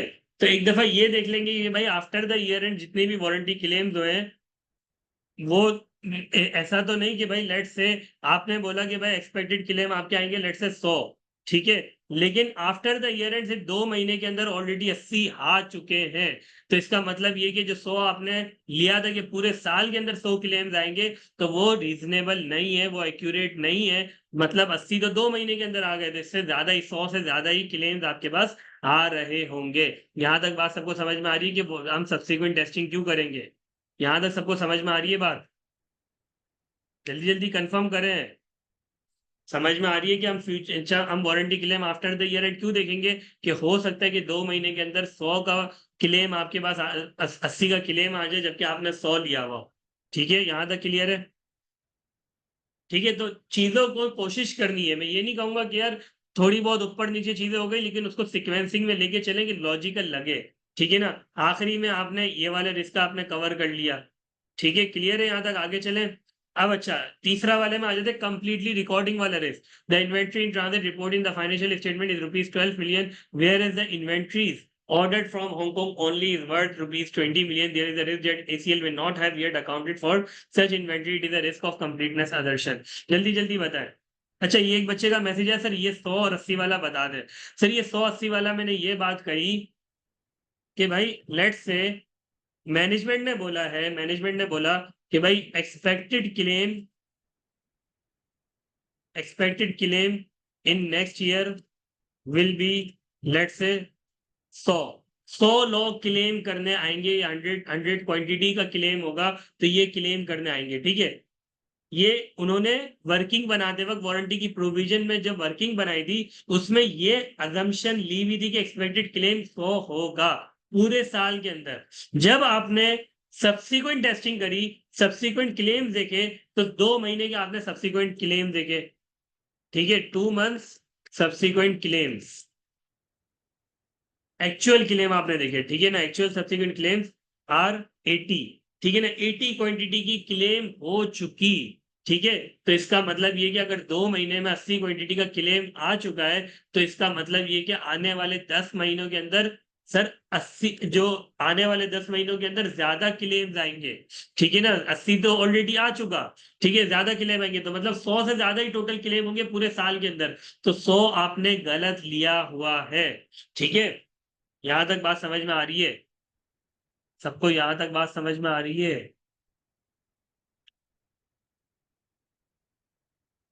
क्लियर हुआ? एनएसए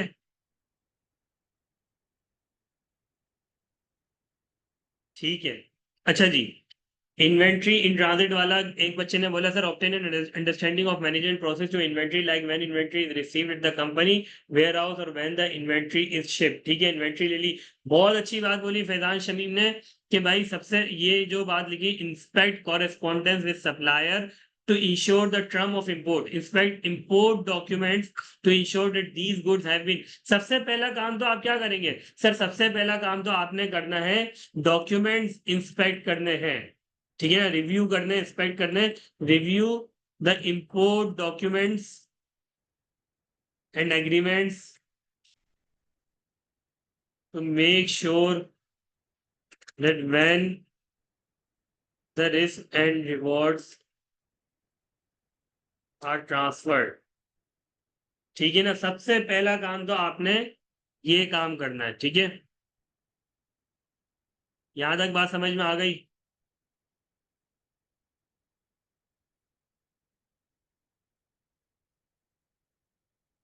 फिर इसके बाद obtain purchase order place with vendors and compare with GRN. Purchase orders हम लेंगे placed with vendors and compare with GRN. और इसके अलावा और sir can we ask management to revise warranty amount? Sir बिल्कुल आप बोल सकते हैं, लेकिन ये कोई उसमें नहीं आएगा, प्रोसीजर में आप नहीं लिखेंगे। आप अल्टीमेटली ये लिखेंगे, लिख सकते हैं एंड में, बिल्कुल एंड के अंदर आप लिख सकते हैं। अगर आप इसको ये मेंशन करें कि इफ, कि अगर तो वारंटी प्रोविजन अगर सही नहीं है, अगर तो मैनेजमेंट की अजम्पशन सही नहीं है, तो you will ask management to revise warranty amount. लेकिन ये प्रोसीजर का पार्ट नहीं बना है। ठीक है ना, ये जब आएगा जब आपको बोले कोर्स ऑफ एक्शन। ठीक है ना, कोर्स ऑफ एक्शन अगर बोलेगा तो उस केस के अंदर आप बोलोगे कि भाई आप मैनेजमेंट को बोलोगे कि भाई वारंटी अमाउंट रिवाइज करो। ठीक है ना, प्रोसीजर्स के अंदर नॉर्मली नहीं लिखोगे। ठीक है। अच्छा जी, check correspondence with supplier, inspect purchase order to ensure that the rights and rewards have been transferred in respect of inventory। यहाँ तो एलसी देखेंगे बिकॉज आउटसाइड कंट्री से आ रही है goods. Obtain understanding of the process to record inventory. अच्छा, LCs देखेंगे, इसमें ऑलरेडी मैंने लिख दिया इंपोर्ट डॉक्यूमेंट्स। तो इंपोर्ट डॉक्यूमेंट्स के अंदर एलसीज और बिल ऑफ लेडिंग और वो सारी चीजें कवर्ड हो जाएंगी। ठीक है ना, आप उसको ब्रैकेट में लिख सकते हैं, एलसीज, बिल ऑफ लेडिंग और वो सारी चीजें। ठीक है। अच्छा, obtain understanding of the process to record inventory from management, expect shipping terms. ठीक है, ये तो आपने लिख लिया। ठीक है, inspect commercial invoice, verify the amount, ensure all cost as per ISU made part of inventory in transit, import like bill of lading. ठीक है, ये हमने लिख लिया है। इंस्पेक्ट, देखिए इसके अंदर दूसरा काम, सबसे पहला काम आपने क्या करना था, इंपोर्ट के डॉक्यूमेंट्स देख लिया आपने, जितनी भी इन्वेंट्री इन ट्रांजिट थी उसके इंपोर्ट के डॉक्यूमेंट देख लिए, उसमें बिल ऑफ लेडिंग और जितनी भी चीजें थी वो आपने देख ली। इसके अंदर सारी चीजें कवर हो गई कि भाई कमर्शियल इनवॉइस थी, वो सारी चीजें इसके अंदर कवर हो गई, आप ब्रैकेट में उसको लिख दें। ठीक है, बिल ऑफ लेडिंग हो गई। ठीक है, इसके अलावा आपने, आपके बाद आ गए एलसीज आ गई। ठीक है, कमर्शियल इनवॉइस हो गई। आपको उससे ये स्टेब्लिश हो जाएगा कि भाई रिस्क एंड रिवॉर्ड ट्रांसफर कब हो रहे हैं। ठीक है, जब एक दफा ये स्टेब्लिश हो गया, आपने अब क्या देखना है सर? आपने देखना है कि जो इन्वेंट्री रिकॉर्ड होनी चाहिए थी, क्या वो कंप्लीटली रिकॉर्ड हो गई है। आपने अब दूसरा चीज क्या लिखनी होगी? दूसरी चीज आपने लिखनी होगी कि जो चीज इन्वेंट्री रिकॉर्ड होनी चाहिए थी, क्या वो रिकॉर्ड हो गई है। यहां तक सबको क्लियर है?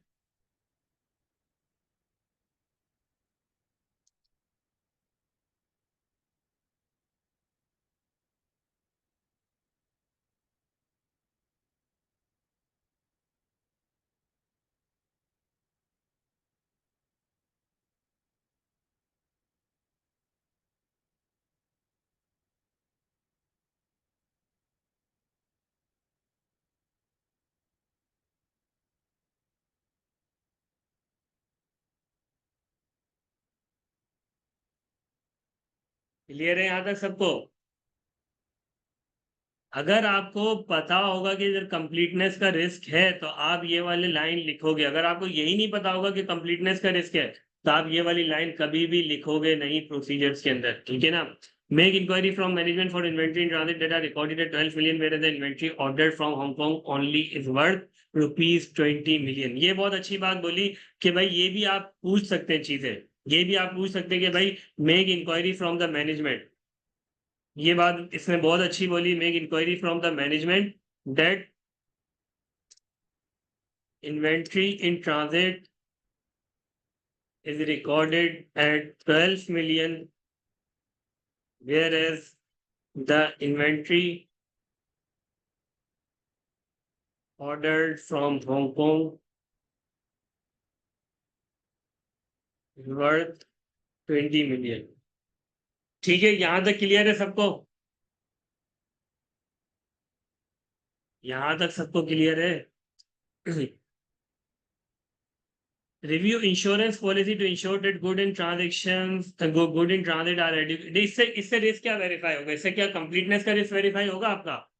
रिव्यू इंश्योरेंस पॉलिसी देखने से क्या आपका कंप्लीटनेस का रिस्क वेरीफाई होगा? ये बात इंपॉर्टेंट है। क्या इंश्योरेंस पॉलिसी देखने से क्या आपका ये रिस्क वेरीफाई हो रहा है कंप्लीटनेस का? कैसे? वलीद कह रहे हैं यस। तो कैसे होगा मुझे बताएं, मुझे एक्सप्लेन करें कि कैसे वेरीफाई होगा इंश्योरेंस पॉलिसी देखने से? कैसे आपको कंप्लीटनेस का रिस्क वेरीफाई होगा?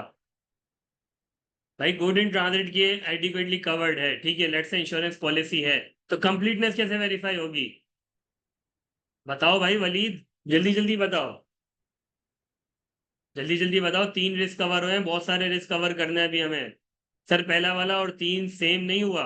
सर पहला वाला और थर्ड वाला देखिए, पहले वाले के अंदर तो अभी आप इंपोर्ट की डॉक्यूमेंट्स लेके उसको चेक कर रहे हैं, इस्टेब्लिश कर रहे हैं कि भाई रिस्क एंड रिवॉर्ड ट्रांसफर कब होता है, घर पर माल आने के बाद ट्रांसफर होगा, या वहां से शिप निकल जाएगी जब ट्रांसफर होगा, या फिर आपके पोर्ट पे माल आएगा जब ट्रांसफर होगा। अभी तो इधर ये इस्टेब्लिश हो रहा है। इधर इस्टेब्लिश क्या कर रहे हैं, जब आपने ये इस्टेब्लिश कर लिया कि भाई शिप वहां से निकल जाएगी तो आपका रिस्क एंड रिवॉर्ड ट्रांसफर हो जाएगा। अब आप ये देखेंगे कि कितने ऐसे डॉक्यूमेंट है जिनकी शिप निकल चुकी है, जिनकी शिप निकल चुकी है, ठीक है ना? फिर आप बोलेंगे कि भाई इन लोगों की शिप निकल चुकी है, कि ये सारी इन्वेंट्री रिकॉर्ड हो गई आपके जीएल के अंदर, ये चीज आप चेक करेंगे, ठीक है ना? अच्छा भाई वलीद का मैसेज आ गया, वलीद बोल रहे हैं हो सकता है गुड्स इन ट्रांजिट की लिस्ट में गुड्स ना आ रहे हो, वो हमें इंश्योरेंस पॉलिसी से आइडेंटिफाई हो जाए। देखिए जब आप डॉक्यूमेंट देखिए इंश्योरेंस पॉलिसी से हो सकता है कि इंश्योरेंस करवाया ही ना हो, ठीक है ना?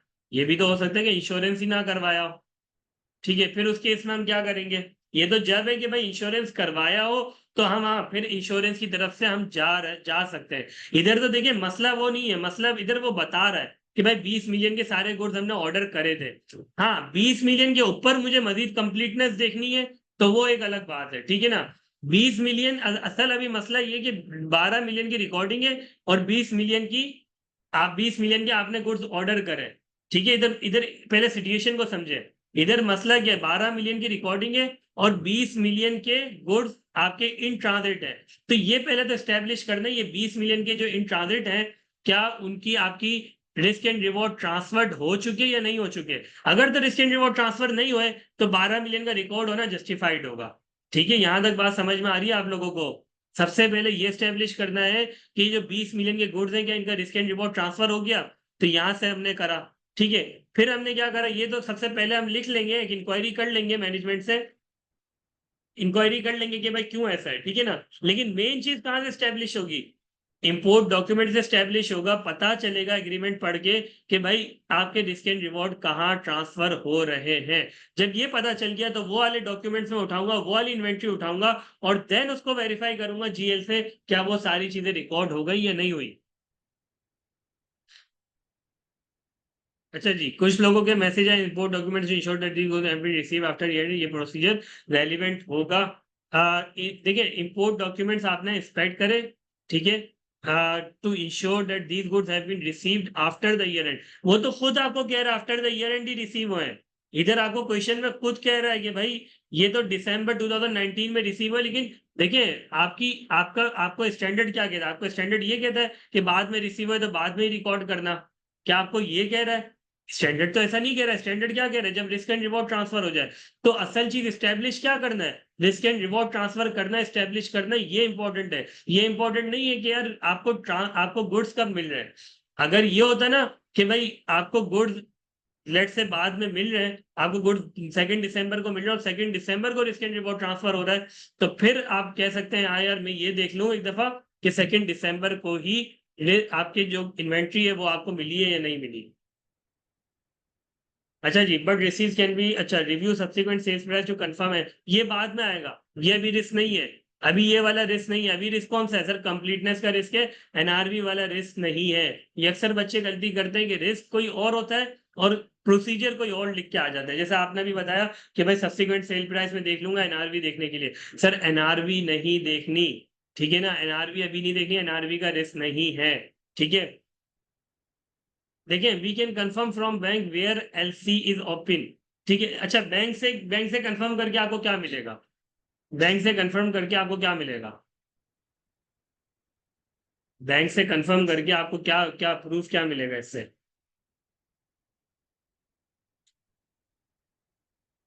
जल्दी जल्दी बताएं, बैंक से कंफर्म करके क्या प्रूफ मिलेगा? मोहम्मद आसिफ ने बोला है we can confirm from bank where LC is open. Specification of goods, क्या इधर मुझे स्पेसिफिकेशन ऑफ गुड्स का रिस्क है? इधर तो मेजर मुझे रिस्क क्या भी है? मुझे रिस्क है कि भाई जो इन्वेंट्री मेरे पास आई है, जो इन ट्रांजिट में है, क्या वो रिकॉर्ड हो जानी चाहिए थी या नहीं हो जानी चाहिए थी? वो कैसे पता चलेगी सर? वो रिस्क एंड रिवॉर्ड से पता चलेगी कि रिस्क एंड रिवॉर्ड ट्रांसफर हुआ या नहीं हुआ। Risk and reward transfer check करने के लिए मैं क्या देखूंगा सर? सारे एग्रीमेंट्स देखूंगा कि रिस्क एंड रिवॉर्ड ट्रांसफर कब होता है, ठीक है ना। रिस्क एंड रिवॉर्ड की ट्रांसफर एक दफा ये स्टैब्लिश होगा मुझे एग्रीमेंट से, देन मैं क्या करूंगा सर? इंपोर्ट के डॉक्यूमेंट देखूंगा। लेट से अगर वो शिपिंग वहां से माल निकलने के बाद रिस्क एंड रिवॉर्ड ट्रांसफर हो जाता है, तो मैं ये देखूंगा कि यार इंपोर्ट के डॉक्यूमेंट देखूंगा क्या वहां से माल निकल गया या नहीं निकल गया। शिपिंग के जितने भी डॉक्यूमेंट्स हैं वो मैं देखूंगा क्या ये वाले गुड्स के ट्रांसफर वहां से शिपिंग हो गई या नहीं हो गई। अगर तो हो गई, क्या वो रिकॉर्ड हुई है या नहीं हुई? बस इतना सा देखना है मुझे। क्लियर है यहाँ तक? जल्दी जल्दी बताएं। क्लियर है? इसके अलावा किसी को कोई कंफ्यूजन? किसी को कोई कंफ्यूजन है? आगे बढ़े, कोई कंफ्यूजन नहीं, आगे चलते हैं। अच्छा जी, inventory in transit desktop computer accessories NRV loss. Sir अब एनआरवी लॉस का रिस्क आया, अब एनआरवी वाले बातें लिखेंगे। एनआरवी वाले बातें में हम क्या करेंगे? जल्दी जल्दी बताएं। सर सेलिंग प्राइस देख लेंगे, ठीक है ना, सेलिंग प्राइस देख लेंगे, इंस्पेक्ट सेलिंग प्राइस, ठीक है। सर लोकल डिस्ट्रीब्यूटर से इधर कुछ बात बोली थी इसने। CEO has informed that they are under negotiation with the local distributor to dispose of the entire desktop computer accessories. Sir एक बात लिखिए, इससे रिलेटेड कुछ लिख सकते हैं हम? सर इस बात से रिलेटेड कोई बात लिख सकते हैं हम? सर इधर कोई बात लिखिए, inspect correspondence with other distributor market exports to verify sales price. Sir सबसे पहले तो कॉरेस्पॉन्डेंस देख लेते हैं, ठीक है ना। Check correspondence with local distributor कि भाई कितने में वो परचेज कर रहा है, ठीक है ना, कितने में वो परचेज कर रहा है। सबसे पहले तो ये स्टेब्लिश कर लेते हैं कि भाई कितने में वो परचेज करेगा, ठीक है। फिर इसके अलावा थोड़ी सी मार्केट भी देख लेते हैं कि भाई मार्केट में सेलिंग प्राइस क्या है, कि ठीक है मैनेजमेंट की असेसमेंट क्या है कि भाई मार्केट में कितने का बिकेगा, for the selling price in the local market. Competitors की प्राइस देख सकते हैं, ये इसमें भी कवर हो जाएगा ऑलरेडी। कॉम्पिटिटर्स की प्राइस देख लेंगे, इसमें वैसे कवर हो जाएगा ये वाली बात। Review procedure is in place for comparing NRV with cost. Sir ये भी लिख सकते हैं, ये भी लिख सकते हैं, लेकिन ये समझ लें कि एक कॉम्प्लीमेंट्री है। कॉम्प्लीमेंट्री मतलब एडिशनल एक लिख सकते हैं, ठीक है ना। सबसे पहले आपने टारगेट करना है वो प्रोसीजर जो इंपॉर्टेंट है। सबसे इंपॉर्टेंट क्या था सर? आपने क्या करनी है सर? कॉरेस्पॉन्डेंस चेक करना लाजमी था, क्योंकि सवाल में ये बात मेंशन थी कि वो नेगोशिएट कर रहा है लोकल डिस्ट्रीब्यूटर के साथ। तो नेगोशिएट कर रहा है, कोई ना कोई कॉरेस्पॉन्डेंस हुई होगी, ईमेल पर होगी, व्हाट्सएप पर होगी, तो वो कॉरेस्पॉन्डेंस देखना बहुत ज्यादा इंपॉर्टेंट था, ठीक है ना। एक दफा मैनेजमेंट की असेसमेंट भी देख ले कि मार्केट में कितने का जाएगा, मैनेजमेंट क्या कह रही है। एक तो लोकल डिस्ट्रीब्यूटर के साथ जो नेगोशिएशन चल रही होगी, लेट से उसने बोला भाई 100 का बेचना है मुझे, लोकल डिस्ट्रीब्यूटर ने ऑफर दी होगी मैं 80 में खरीदूंगा, तो मैनेजमेंट की असेसमेंट होगी कि भाई 100 तक का बिक जाएगा। तो मैनेजमेंट की असेसमेंट करी हुई होगी, तो कंप्यूटर की प्राइस से ही करी होगी, ठीक है। अच्छा फिर इसके बाद क्या करेंगे सर? सर ये बातें तो कर ली हमने। अब आखिरी में एक दफा देखेंगे कि भाई अगर तो सब कुछ आपने कर लिया है, अगर तो आपको लगता है कि भाई कि कोई एक प्राइस, अगर आपने ये सारी चीजें देख ली, कॉरेस्पॉन्डेंस देख ली, मैनेजमेंट की असेसमेंट देख ली, अगर तो आपने देखा कि भाई अगर तो if price is lower, if selling price is lower than the cost, make sure that inventory in transit is recorded at NRV. यहां तक सबको क्लियर है? यहां तक सबको क्लियर है? सर ये वाला भी लिख सकते हैं, compare NRV of each inventory item to its cost, ठीक है, ये वाला भी लिख सकते हैं, ठीक है।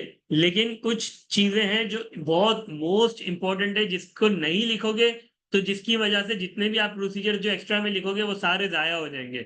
इंपॉर्टेंट क्या था सर? इंपॉर्टेंट सबसे ज्यादा था कि भाई आप कॉरेस्पॉन्डेंस देखो, ठीक है ना, मैनेजमेंट क्या कह रही, कितने तक का जाएगा, ठीक है, और आपकी कॉस्ट से कंपेयर करोगे भाई सेलिंग प्राइस और कॉस्ट, क्या सेलिंग प्राइस कम है या कॉस्ट ज्यादा है, ये देख लो, ठीक है। और मेक श्योर कर लो कि भाई जीएल में रिकॉर्डेड एनआरवी पर है या कॉस्ट पर है। अगर तो एनआर मेक श्योर करना है कि एनआरवी पर रिकॉर्डेड हो, ठीक है। यहां तक समझ में आ रहा है?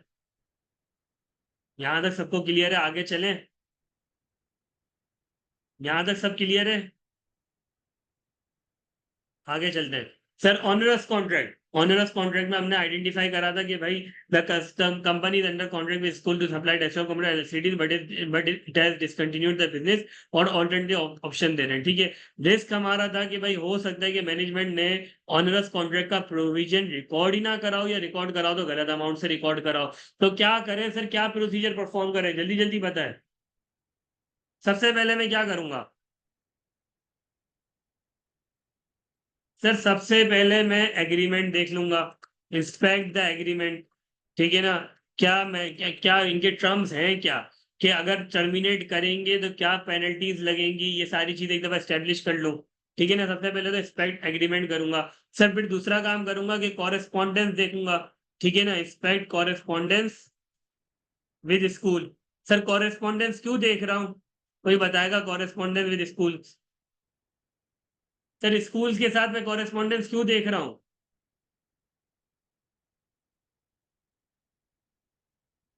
सर कोई बताएगा? सबसे पहले मैं क्या कर रहा हूँ, एग्रीमेंट देखा, एग्रीमेंट से स्टेब्लिश करा कि पेनल्टी वगैरह की क्या है, ठीक है। दूसरा काम मैं कर रहा हूँ कि भाई कॉरेस्पॉन्डेंस देख रहा हूँ स्कूल वालों के साथ कि क्या कॉरेस्पॉन्डेंस हुई है, कौन लोग मान गए कि भाई ऑल इन वन पीसी हम खरीद लेंगे आपसे, कौन लोग नहीं माने कि भाई हम तो नहीं, हमें तो वही डेस्कटॉप और एलसीडीज चाहिए, ठीक है ना। ये स्टेब्लिश करना बहुत ज्यादा इंपॉर्टेंट है,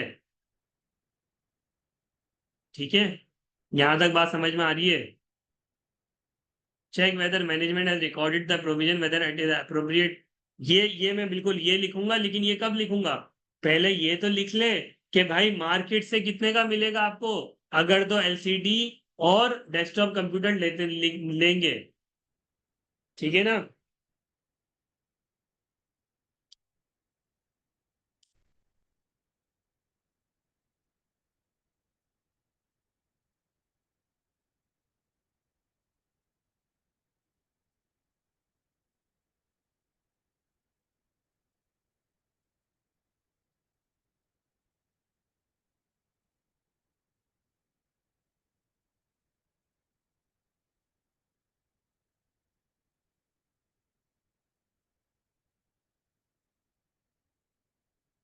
ये लिख लिया कि भाई एग्रीमेंट हमने देख लिया, हमने कॉरेस्पॉन्डेंस देख ली, कॉरेस्पॉन्डेंस से ये स्टेब्लिश कर लिया कि भाई कौन लोग मान गए, कौन लोग नहीं माने। जो लोग नहीं माने अब उनके लिए मैं देख रहा हूँ कि भाई अगर तो हायर से परचेस करूंगा तो कितने का मिलेगा, ठीक है। और पेनल्टी तो मैंने एग्रीमेंट के वक्त ही देख ली थी कि भाई पेनल्टी कितनी है।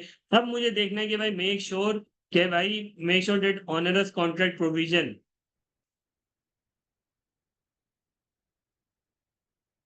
Has been recorded by the management if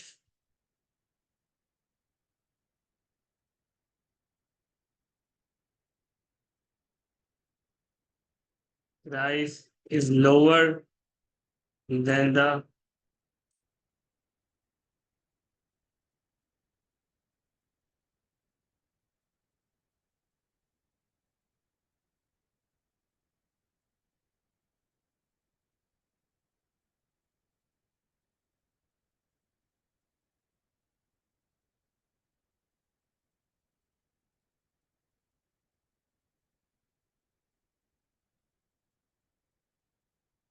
ठीक है, यहाँ तक सबको क्लियर है। Provision recorded at lower of cost, बिल्कुल ऐसे ही हम लिखेंगे। Provision recorded lower of penalty और expected loss if fulfilled, review sales agreement to confirm if there is any agreement to cancel the agreement.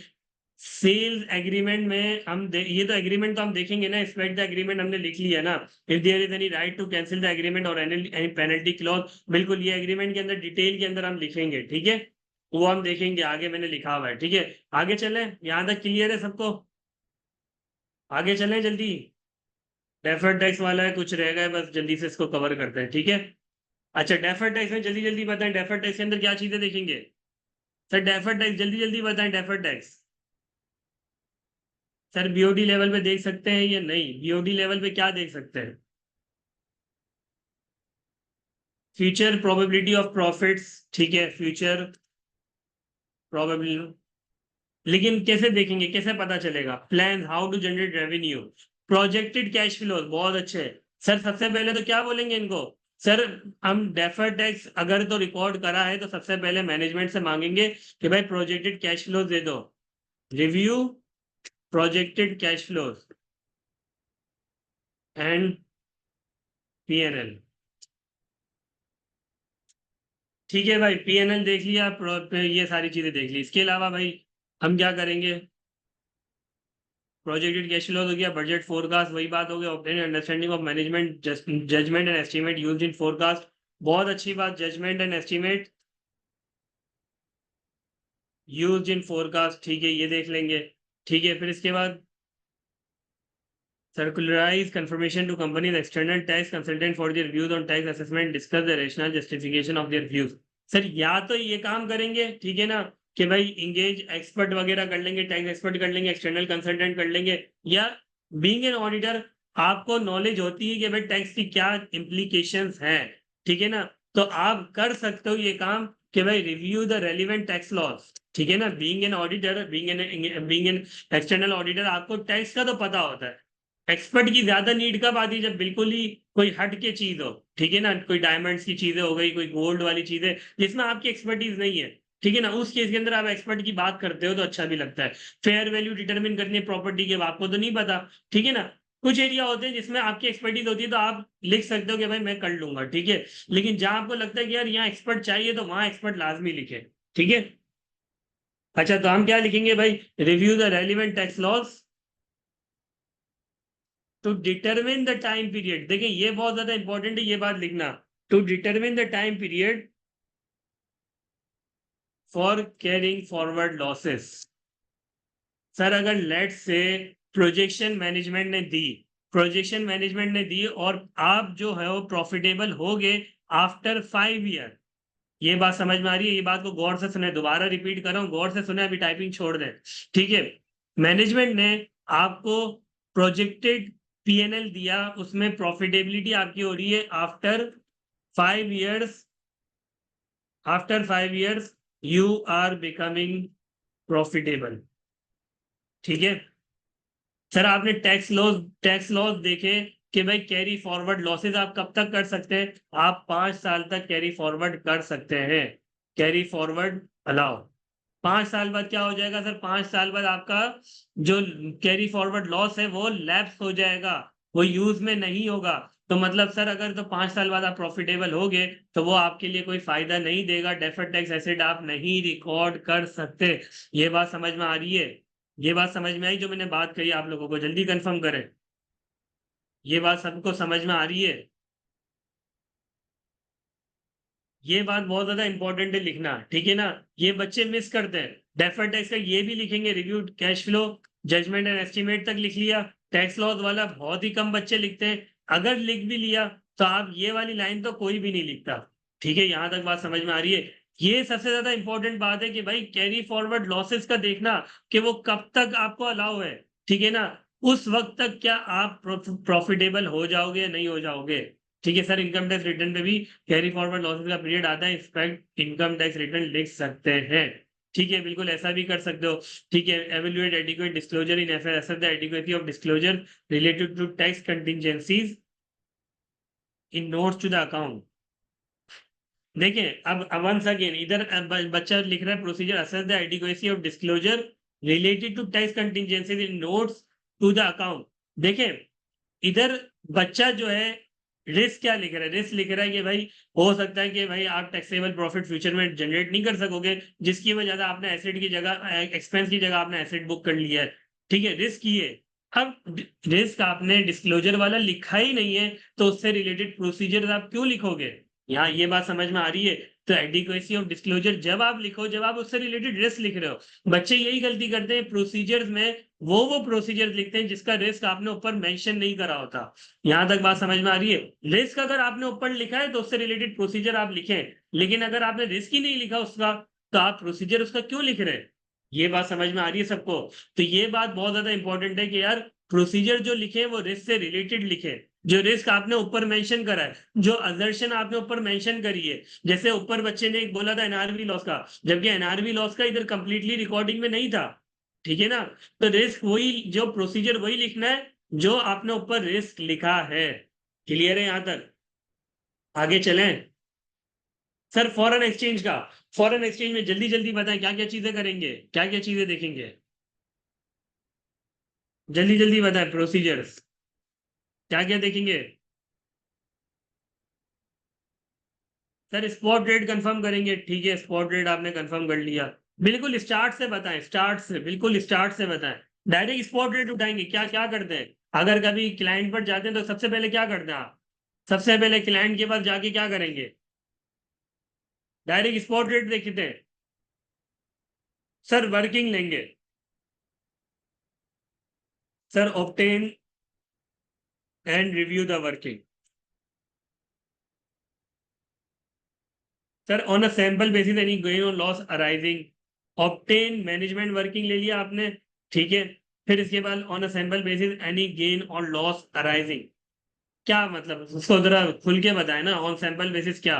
फिर जो रेट्स हैं उनको इंडिपेंडेंट सोर्स से वेरीफाई करेंगे। अच्छा आप कह रहे हैं कि भाई सैंपल बेसिस पे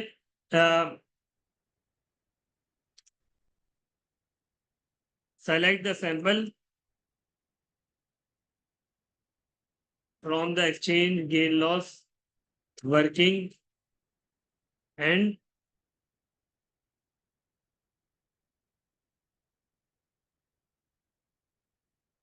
मेक श्योर they appropriate।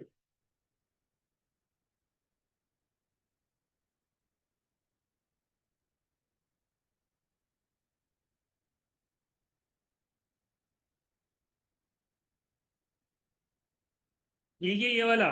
आगे चलते हैं, आगे बताएं, जल्दी जल्दी बताएं और क्या करेंगे। देखें रिस्क, रिस्क पहले पढ़ लें, रिस्क क्या क्या आपके। There is a risk that import transaction में not be translated at exchange rate at the date of transaction और may be use incorrect exchange rate. सबसे पहला रिस्क है कि हो सकता है कि इंपोर्ट की जो ट्रांजेक्शन है वो गलत रेट पे ले लियो। ठीक है। सर दूसरा रिस्क है, दूसरा रिस्क है कि भाई आपने एक्सचेंज गेन लॉस जब आपने उसको सेटलमेंट करी, पैसे दिए, तो हो सकता है आपने गेन लॉस रिकॉर्ड ही ना कराओ। ठीक है। फिर तीसरा रिस्क है कि यार जो आपकी आउटस्टैंडिंग लाइबिलिटीज है वो आपने ट्रांसलेट ना करी हो। तो एक बच्चा बता रहा है ensure outstanding liability has been translated at selling rate on balance sheet. ठीक है। Ensure outstanding liability has been retranslated at selling rates on balance sheet. Recalculate the exchange gain loss to ensure proper recording. Obtain translation rates from independent source of compare with rate used to identify an income state. Trace the gain loss in client working to P&L. कोई बताएगा मुझे ये वाला risk कैसे verify होगा? ये वाला risk कैसे वेरीफाई होगा? अगर गेन लॉस रिकॉर्ड ही नहीं करा, ये वाला रिस्क कैसे वेरीफाई होगा? सर वो गेन लॉस की वर्किंग में ही नहीं आ रहा होगा वो तो, ये वाला रिस्क कैसे वेरीफाई होगा? ये वाला रिस्क का तो आपने प्रोसीजर लिखवा दिया, ठीक है। ये वाला रिस्क का भी आपने प्रोसीजर लिखवा ही दिया है मुझे, ठीक है। ये वाला रिस्क कैसे वेरीफाई होगा? सर आप क्लोजिंग रेट लिखे, ये सेलिंग रेट लिखना जरूरी नहीं है, ये बच्चे ने बताया तो मैंने लिख लिया है, ठीक है ना। ये आप क्लोजिंग रेट लिख लें, ठीक है, जो कि कंफ्यूजन आपकी अवॉइड भी करेगा, वरना ये कंफ्यूजन बनेगी सेलिंग रेट और बाइंग रेट, ये कंफ्यूजन क्रिएट करेगा, ठीक है।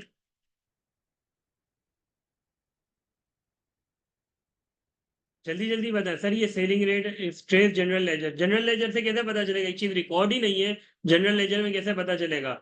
Ensure that any gain loss on closing balance of foreign currency are correctly recognised, ठीक है। Ensure gain on loss balance is correctly recognised as per IFRS. Inventory in transaction के case में spot rate of the transaction कौन सा होगा? Develop an auditor expectation and compare with management working. ये वाला कोई मुझे बताए, ये वाला रिस्क कैसे एड्रेस होगा?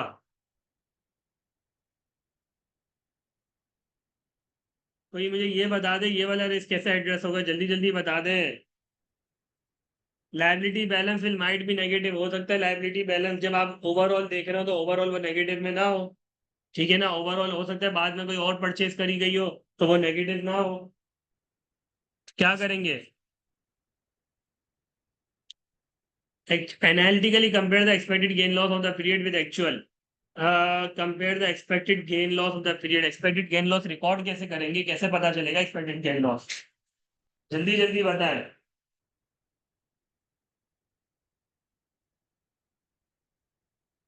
Sir obtain agreement.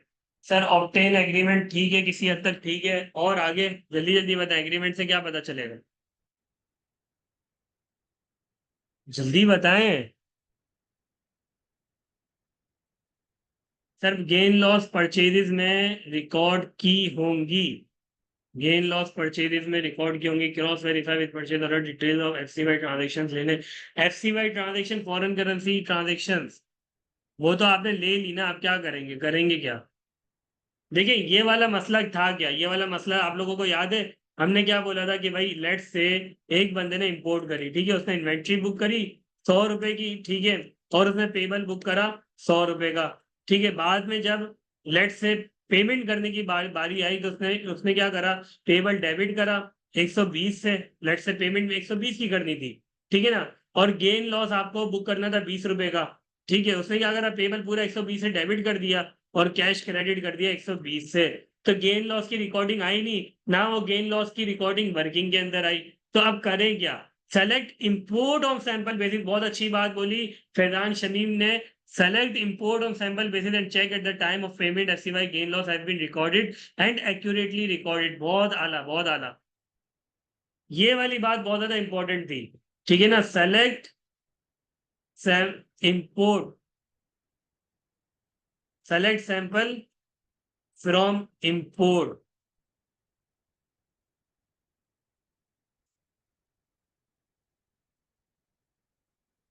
Gain loss has been recorded. यहां तक सबको समझ में आ रहा है? यहां तक समझ में, देखिए ये जो तीन थे ना, ये बहुत ही ज्यादा इंपॉर्टेंट है। इसके अलावा बाकी मैं आप लोगों को दिखाऊंगा कि क्या क्या लाइन वाइज हमने चीजें लिखी हुई है, लेकिन ये तीन बहुत ज्यादा इंपॉर्टेंट थे। एक तो ये वाला बहुत इंपॉर्टेंट था इस रिस्क के लिए, ठीक है। दूसरा वाला आपने बताया इस रिस्क के लिए, ठीक है। ये वाला आपने बताया लेट से इस रिस्क के लिए। यहां तक सबको क्लियर हो रही है बात? सबको यहां तक क्लियर हो रहा है? कोई कंफ्यूजन? रिस्क को सबसे पहले देखें, उससे रिलेटेड प्रोसीजर देखें, क्या मैंने प्रोसीजर लिख लिया उससे रिलेटेड, क्या वो रिस्क को एड्रेस कर चुका जो मैंने प्रोसीजर लिखे? यहां तक बात समझ में आ रही है? सर ये री एक्सप्लेन करें कि कैसे रेलिवेंट है। देखें आपका रिस्क क्या है, आपका इधर रिस्क क्या था, इन्वेंट्री आपने रिकॉर्ड करी, ठीक है, इंपोर्ट की लिस्ट के अंदर आ रहा होगा। सर ये आपने इन्वेंट्री रिकॉर्ड करी, इंपोर्ट की लिस्ट के अंदर आ रहा होगा। यहां तक बात जल्दी जल्दी कंफर्म करें मेरे से, जल्दी जल्दी रिप्लाई करें। इंपोर्ट की लिस्ट में आ रहा होगा, ठीक है। अच्छा, जब आपने पेमेंट करी तो उस वक्त बुक कीपर ने क्या करा, सर बैंक डेबिट करा, पेबल डेबिट कर दिया और बैंक क्रेडिट कर दिया, ठीक है। कोई एक्सचेंज गेन लॉस उस पर रिकॉर्ड नहीं करा। जब एक्सचेंज गेन लॉस रिकॉर्ड नहीं करा तो ना कोई वर्किंग बनाई ना कुछ करा, तो मतलब उसकी कोई वर्किंग वगैरह नहीं बनी, वो एक्सचेंज गेन लॉस की वर्किंग में आया नहीं, वो पीएनएल में रिफ्लेक्ट ही नहीं करा, ठीक है। तो अब मुझे करना क्या था, मुझे करना ये था, जब मैं इंपोर्ट्स वेरीफाई कर रहा था ना, जब मैं इंपोर्ट्स को वेरीफाई कर रहा था, इंपोर्ट्स को वेरीफाई करते वक्त जब जो सैंपल आया था, उस सैंपल को मुझे देखना ये था, क्या वो इन्वेंट्री जब रिकॉर्ड करी, क्या वो सही अमाउंट पे रिकॉर्ड करी? पहली चीज, पहली चीज ये भी कवर हो रही है इधर से मेरी, ठीक है, ये वाला रिस्क भी कवर हो रहा है, ठीक है। क्या वो सही अमाउंट से रिकॉर्ड करी? और जब उसकी बैंक से सेटलमेंट करी तो क्या उसकी सही एंट्री आपने रिकॉर्ड करी या नहीं करी? क्या आपने उसका गेन लॉस प्रॉपरली रिकॉर्ड करा नहीं करा? मैं चला कहां से? मैं इंपोर्ट लेजर से चला हूं, मैं वर्किंग से नहीं चला। गेन लॉस की वर्किंग से नहीं चला, मैं कहां से चला? सर मैं चला हूं इन्वेंट्री के लेजर से, परचेजेस के लेजर से, इंपोर्ट के लेजर से। ये बात समझ में आ रही है? क्लियर है यहां तक? आगे चलें, जल्दी जल्दी चलें आगे, फिर मैं अपनी अपने जितनी भी मैंने वो डिटेल में चीजें लिखी हैं वो भी देखनी है हमें। चलें आगे चलते। ट्रेड रिसीवेबल्स, ट्रेड रिसीवेबल्स में ईसीएल का रिस्क आ गया। ईसीएल के रिस्क में जल्दी जल्दी बताएं क्या क्या चीजें करूंगा मैं।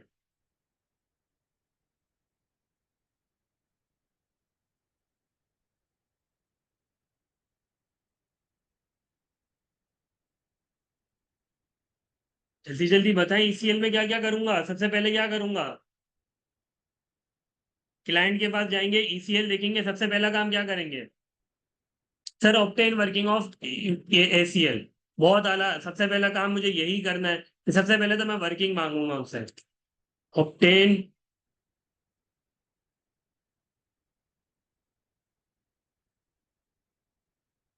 वर्किंग ऑफ ईसीएल, ठीक है। फिर इसके बाद ईसीएल की वर्डिंग यूज करनी है, ठीक है ना? Sir obtain historical financial data. Sir वो तो ईसीएल की वर्किंग में सारी चीजें आ रही होंगी, अलग से क्यों लेना है? ठीक है ना? हाँ, अब ये बोले कि भाई उस जो जो वर्किंग के अंदर ये सारी चीजें आ रही होंगी, सर उसको मैं चेक करूंगा।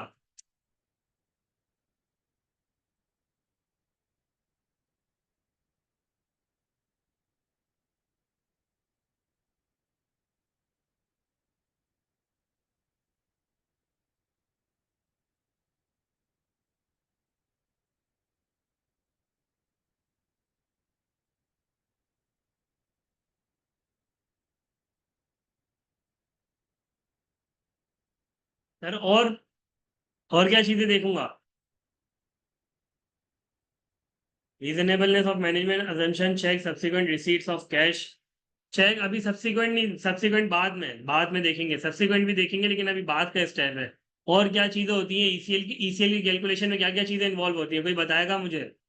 Sir corroborate the amount use in the ECL working with the ledger. नहीं, अभी नहीं। Provision for better compare with previous year with industry and subsequent status, perform analytical procedures. अभी इंपॉर्टेंट है ईसीएल के अंदर क्या क्या चीजें होती है। Sir verify key inputs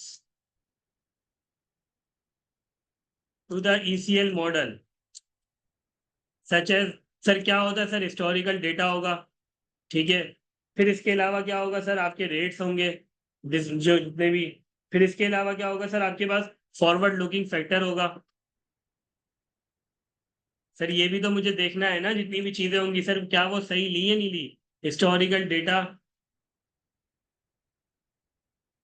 probability of default.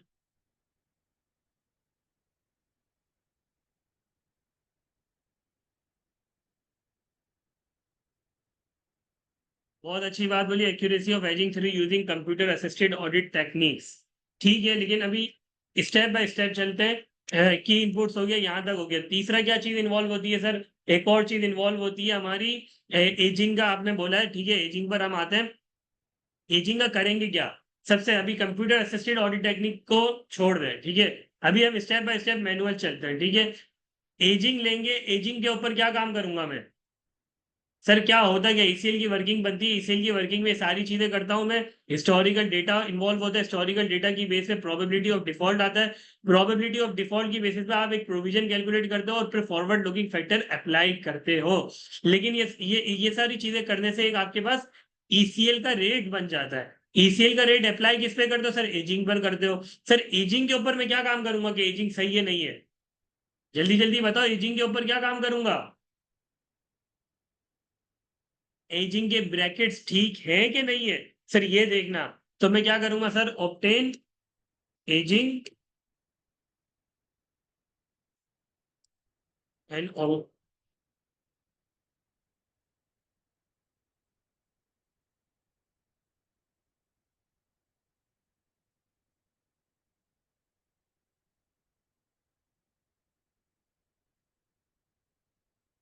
यहां तक क्लियर है सबको? आगे चलें। फिर इसके अलावा मैं क्या कर सकता हूँ सर? इसके अलावा अब मुझे देखना है सर, ये तो हो गया ईसीएल से रिलेटेड। सर ये तो हो गया ईसीएल से रिलेटेड। एक रिस्क मैंने लिखा था कि भाई रिस्क है provision for expected credit loss का रिस्क है। दूसरा रिस्क मैंने लिखा था बैड डेट एक्सपेंस में not be recorded. Bad debt expense का रिस्क अलग है, एक्सपेक्टेड क्रेडिट लॉस का रिस्क अलग था, बैड डेट एक्सपेंस का रिस्क अलग है। ठीक है ना। बैड डेट एक्सपेंस के लिए क्या करूं मैं? सर बैड डेट एक्सपेंस मतलब जो कंफर्म्ड है कि ये पैसा नहीं मिलेगा मुझे, उसके लिए क्या काम करूं? ये तो हो गया सर, ये सारी चीजें तो ईसीएल के लिए कर ली। Sir confirmation, send confirmation. ठीक है। और एक और काम क्या करूं जल्दी जल्दी? ऊपर एक बच्चे ने बताया भी था मुझे एक काम। एक और काम क्या करूं जल्दी बताओ? कंफर्मेशन भेज दी, कंफर्मेशन से पता चल जाएगा कि भाई क्या मुझे पैसा मिलेगा नहीं मिलेगा। सब्सिक्वेंट रिसीट्स, बहुत आला। ठीक है भाई, क्लियर है यहां तक? तो अपने रिस्क को आइडेंटिफाई करें। रिस्क लिखा क्या है? पहला रिस्क आपने लिखा था एक्सपेक्टेड क्रेडिट लॉस का। ये 4 प्रोसीजर ईसीएल को एड्रेस कर रहे थे, बैड डेट एक्सपेंस को एड्रेस नहीं कर रहे थे। सबको क्लियर हो रहा है? ये दो किसको एड्रेस कर रहे हैं? ये दो एड्रेस कर रहे हैं आपके बैड डेट एक्सपेंस को। यहां तक चीजें समझ में आ रही है? रिस्क को देखें, रिस्क क्या लिख रहे हैं उसके हिसाब से लिखें।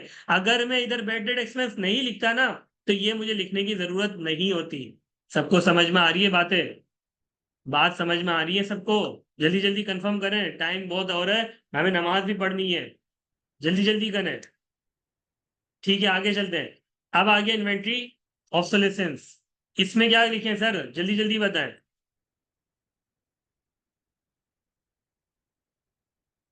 अच्छा, इसमें सबसे पहले तो रिस्क फैक्टर देख लें।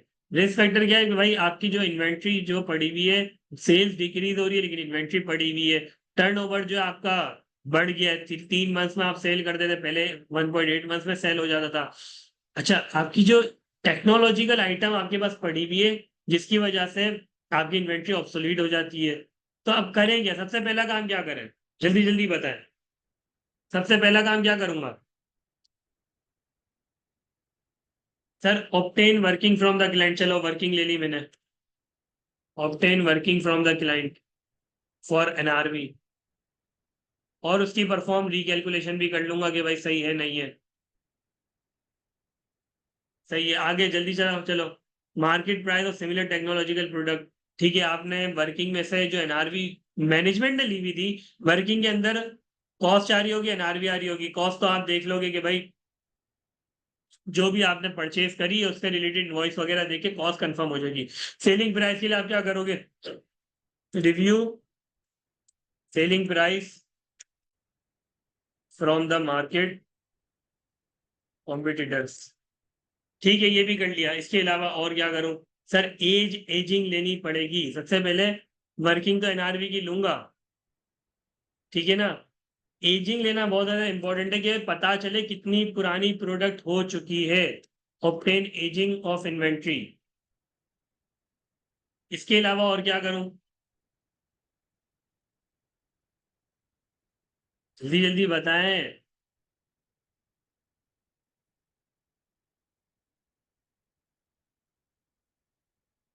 सर मेरा फोकस सबसे ज्यादा क्या होना चाहिए? सबसे पहले मेरी inspect post year end sales price. Selling price आए रहे मैं देखूंगा तो वो पोस्ट ईयर एंड ही देखूंगा ना। ठीक है, आगे चलते हैं। और जल्दी जल्दी बताएं और क्या चीज देखनी है। सर क्या मुझे देखना चाहिए कि कहीं नई टेक्नोलॉजी तो लॉन्च नहीं होगी? Identify whether any new technology has been launched. ये बात समझ में आ रही है? कोई आईफोन नया आ गया तो पुराने वाले आईफोन की वैल्यू क्या हो जाएगी? सर पुराने वाले आईफोन की वैल्यू क्या हो जाएगी? जल्दी बताए ना।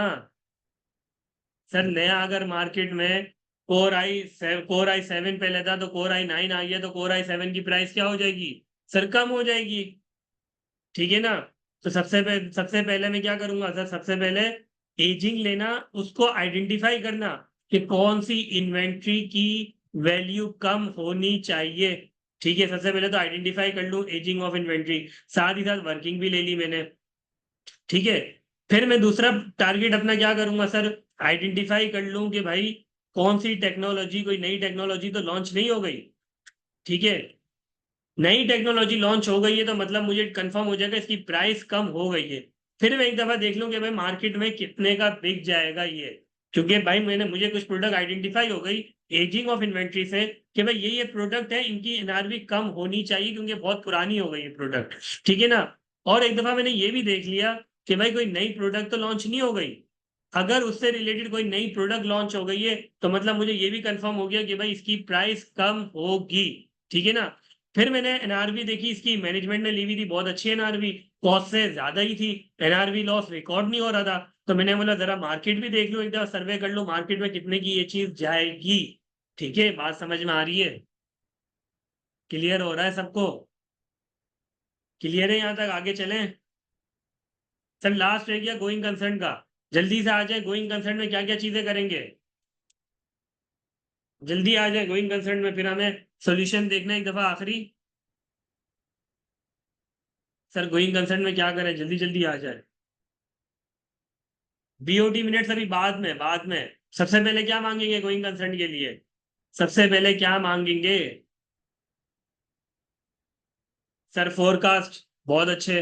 फोरकास्ट बोले, बजट बोले, प्रोजेक्शन बोले, ठीक है। सर मैनेजमेंट के प्लान्स क्या है to mitigate the risk,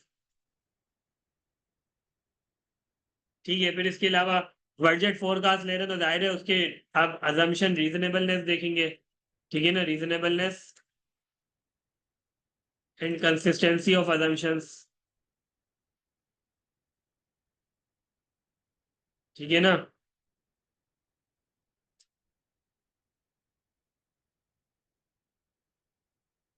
correspondence with bank, बहुत आला। कॉरेस्पॉन्डेंस विद बैंक देखना बहुत ज्यादा इंपॉर्टेंट है, क्योंकि बैंक से क्या ले रहे हैं सर?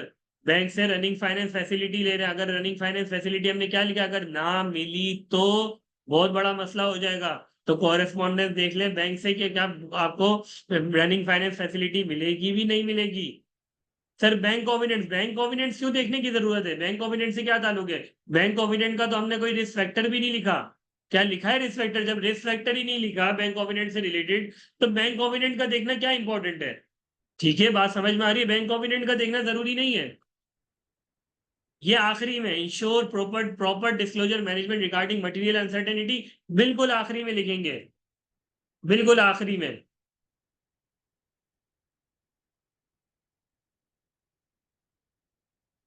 रिगार्डिंग मटेरियल अनसर्टेनिटी, ठीक है भाई। Recalculate current ratio, current ratio already आपने कैलकुलेट ऊपर करके बता दिया रिस्क फैक्टर के अंदर, तो अब दोबारा क्या कैलकुलेट करेंगे?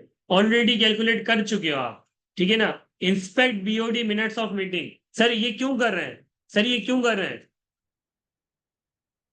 सर ये क्यों कर रहे हैं? बीओडी मिनट्स ऑफ मीटिंग क्यों देख रहे हैं? जल्दी जल्दी बताएं, क्यों देख रहे हैं बीओडी मिनट्स ऑफ मीटिंग? वजह क्या है? और इसको मैंने इधर क्यों लिखा है, ऊपर क्यों नहीं लिखा जब आपने मुझे बताया था? इधर क्यों लिखा मैंने? जल्दी बताएं क्यों मैंने इधर लिखा है, ऊपर क्यों नहीं लिखा था इस बात को मैंने? सर ताकि मैनेजमेंट के प्लान देख सके to obtain insight on the issue to identify future plan. बहुत अच्छे, बहुत अच्छे। कि भाई फ्यूचर में जो मैनेजमेंट के प्लान जो इधर मैंने इधर बात बताई है, मैनेजमेंट ने प्लान जो बताया वो एक दफा मिनट्स ऑफ मीटिंग से भी तो देख लूं मैं, कि भाई मिनट्स ऑफ मीटिंग में सारी बातें हो भी रही है नहीं हो रही, क्या मैनेजमेंट को चाह भी रही है, इंटेंशन है भी कुछ करने की, या फिर मुझे ऐसे ही गोल घुमा रहे हैं ये लोग? बातें समझ में आ रही है आप लोगों को? यहां तक सबको क्लियर है? अब एक दफा आंसर देख लें, हमने सारी चीजें डिस्कस कर ली, आंसर देखते हैं हम जल्दी से और क्लास को वाइंड अप करते हैं, ठीक है भाई। सर जल्दी जल्दी आ जाए। Ask management regarding appropriateness of going concern assumption, बिल्कुल ऐसा ही है। मैनेजमेंट से पूछेंगे, मैं वो जाहिर है ये आप पूछ भी सकते हैं, और जब आप प्रोजेक्शन ले रहे हैं तो वो सारी चीजें इधर कैटर हो जाएंगे। अभी आप देखेंगे ना आंसर, ये सारी चीजें आपकी कैटर हो जाएंगी, ठीक है। आंसर दिख रहा है आप लोगों को? ये प्रॉपर आंसर है, ठीक है। इसके अंदर आप लोग के जो पॉइंट्स थे वो भी आप लोग ऐड ऑन कर सकते हैं, ऐसा नहीं है नहीं कर सकते, ठीक है ना। जो आप लोगों ने पॉइंट्स बताए थे वो भी इंपॉर्टेंट है, ठीक है, वो भी जरूरी है, वो भी आप लोग लिख सकते हैं, ठीक है। लेकिन ये कुछ है इंपॉर्टेंट पॉइंट्स जो कि लिखना लाजमी होंगे, ठीक है। चले आगे चलते जल्दी जल्दी। फाइनेंशियल रिपोर्टिंग प्रोसेस को हमने समझ लिया, ये बात हमने देखी थी। सर अकाउंटिंग एस्टिमेट्स वाली बात हमने लिखी थी। सर पॉलिसीज वाली बात लिखी थी। सर आरपी वाली बात हमने लिखी थी। सर कट ऑफ वाली बात हमने लिखी थी, एक्सटेंसिव सब्सटेंटिव टेस्टिंग वाली बात हमने लिखी थी। यहां तक बातें क्लियर हो रही हैं आप लोगों को? क्लियर हो रही हैं आप लोगों को? जल्दी जल्दी कंफर्म करें, आगे चलें। देखें, अच्छा, एक बच्चे का क्वेश्चन मेरे पास आया था पहले कि सर पर्पस लिखे नहीं लिखे। देखिए पर्पस लिखा हुआ है, जहां जहां मैं उसको पर्पस प्रॉपरली एड्रेस कर सकता हूं वहां मैं कर रहा हूं। देखिए, perform cut off testing to check that the transaction has been recorded in the correct period. ठीक है ना, जहां जहां मैं पर्पस को इनकॉर्पोरेट कर सकता हूं वहां मैं लिखता हूं। ठीक है, इधर देखें, obtain the working prepared by the management and consider the appropriateness of source data and assumptions used। ठीक है, फिर कॉन्ट्रैक्ट ऑर्डर देखिए for the terms of warranty. देख रहे हो मैं पर्पस लिख रहा हूं कि मैं कॉन्ट्रैक्ट ऑर्डर क्यों देख रहा हूं? सर टर्म ऑफ वारंटी देखने के लिए कि 2 साल। सही बोला था नहीं बोला था आपने? ये बातें समझ में आ रही हैं? जल्दी जल्दी कंफर्म करते रहे मुझे, कंफर्म करें जल्दी, समझ में आ रही है बातें?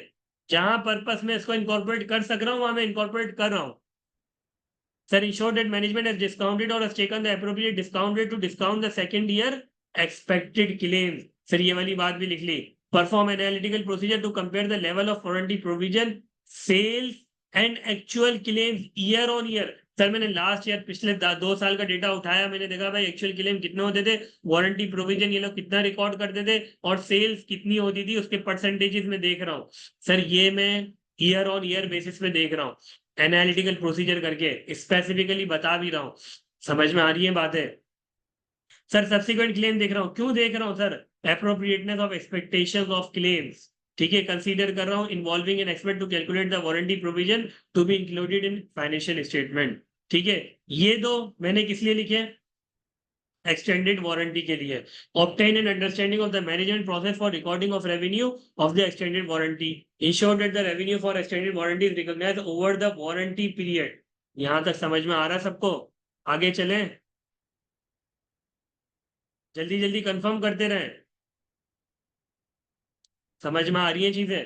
ठीक है, अच्छा इधर मैंने क्या करा sir, documents of the import देखे। From documents ensure that all inventory has been transit has been completely recorded for which title has pass to ACL।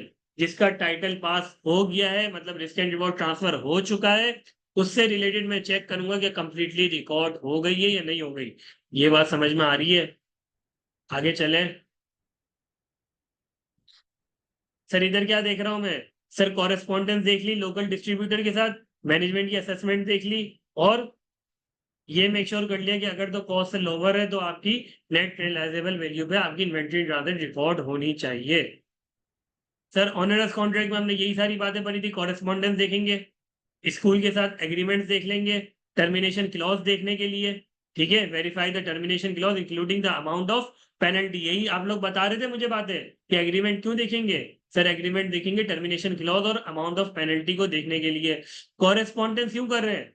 Sir correspondence इसलिए देख रहे हैं कि कौन लोग अग्री हो चुके हैं कि भाई हम नई प्रोडक्ट खरीद लेंगे, और कौन लोग कह रहे हैं भाई हम तो नहीं खरीदेंगे। Obtain and verify the price at which desktop along with the LCD screen could be purchased from other suppliers। तो जहां जहां हो सके आपने प्रोसीजर को पूरा लिखना है कि भाई क्यों ये प्रोसीजर परफॉर्म करे, पर्पस के साथ लिखना है। समझ में आ रही है बात है? अक्सर बच्चे सिर्फ ये लिखते हैं obtain the correspondence with the school. ये बात से पर्पस पूरा नहीं होगा, बताएं क्यों क्यों कॉरेस्पॉन्डेंस कर रहे हैं। समझ में आ रही है बातें? जल्दी जल्दी कंफर्म करें, बातें समझ में आ रही है? जहां जहां इंकॉर्पोरेट हो सके वहां वहां आपने लिखना है कि भाई इस वजह से कॉरेस्पॉन्डेंस कर रहे हैं आप। सही है, आपने देख लिया भाई प्रोविजन आपने रिकॉर्ड करा है या नहीं करा। इसमें लोअर ऑफ वाली बात भी ऐड कर सकते हैं, मैंने ऐड नहीं करी, ठीक है ना? ऐड कर सकते हैं, अच्छी बात है, ऐड कर देंगे तो ठीक है। डेफर्ड टैक्स के अंदर सर मैनेजमेंट की फ्यूचर प्रोजेक्शन देख लेंगे, उसकी असम्पशन देख लेंगे, और रेलिवेंट टैक्स लॉस देख लेंगे फॉर कैरिंग फॉरवर्ड लॉसेस के लिए। ठीक है, फॉरेन एक्सचेंज लॉस के लिए सर इधर क्या करेंगे सर, वर्किंग ऑब्टेन करूंगा। कौन सी सर? 2 वर्किंग होती है, एक रियलाइज गेन लॉस की वर्किंग होती है और एक अनरियलाइज गेन लॉस की वर्किंग होती है। ठीक है, और दोनों की वर्किंग पे क्या करूंगा सर, रिकैलकुलेशन परफॉर्म करूंगा एक्यूरेसी ऑफ वर्किंग देखने के लिए। ठीक है सर, ट्रांजेक्शन सेलेक्ट करूंगा इंपोर्ट ऑन सैंपल बेसिस जो हमने डिस्कस करा था। ठीक है, और इंश्योर करूंगा related exchange gain loss has been completely recorded in GL। ठीक है, सर सेलेक्ट करूंगा sample from realise gain loss working and ensure that exchange gain loss has been correctly recorded to ensure accuracy. एक दफा reperformance calculate कर लूंगा। All import liabilities has been translated at the closing exchange rate at the reporting date. ठीक है, मैंने closing exchange rate का word use करा, selling buying rate कुछ भी यूज नहीं करा। ठीक है, यहां तक बातें समझ में आ रही है? जल्दी जल्दी कंफर्म करते रहे, समझ में आ रही है बातें? ठीक है, ईसीएल के वही सारे पॉइंट है। सर वर्किंग ऑफ प्रोविजन देख लेंगे, रीजनेबलनेस एक्यूरेसी देख लेंगे, की इनपुट देख लेंगे, एजिंग एनालिसिस देख लेंगे, कंफर्मेशन भेज देंगे। कंफर्मेशन क्यों भेजेंगे? To identify any disputed amount. ठीक है ना, अगर कोई डिस्प्यूटेड अमाउंट है मतलब हो सकता है मुझे राइट ऑफ करनी पड़ जाए। समझ में आ रहा है? Perform subsequent testing to review recoveries made from debtor subsequent to year end. इधर वही बात है, एजिंग लेंगे, न्यू टेक्नोलॉजी देख लेंगे, वर्किंग ले लेंगे एनआरबी वाली, और subsequent selling prices and cost incurred to sell. दो चीजें इन्वॉल्व होती है एनआरबी के अंदर, सबको पता होगा एनआरबी के अंदर दो चीजें इन्वॉल्व होती है, सेलिंग प्राइस और कॉस्ट इनकर्ड टू सेल। ठीक है ना, दोनों चीजों को आपने देखना है। ठीक है, बिल्कुल इंशाल्लाह इसको करते हैं, इसको प्लान करते हैं, मैं इसके ऊपर सोचता हूँ। ठीक है, आगे चलें। सर जल्दी से आ जाए। सर गोइंग कंसर्न में फ्यूचर प्रोजेक्शन देख लेंगे, अजम्पशंस देख लेंगे, future plans to mitigate the risk, correspondence with the bank, minutes of the board meeting, proper disclosure देख लेंगे। क्या आपने मटेरियल अनसर्टेनिटी का दे दिया या नहीं दे दिया? क्लियर है सबको यहाँ तक? कोई क्वेश्चन, कोई कंफ्यूजन किसी का?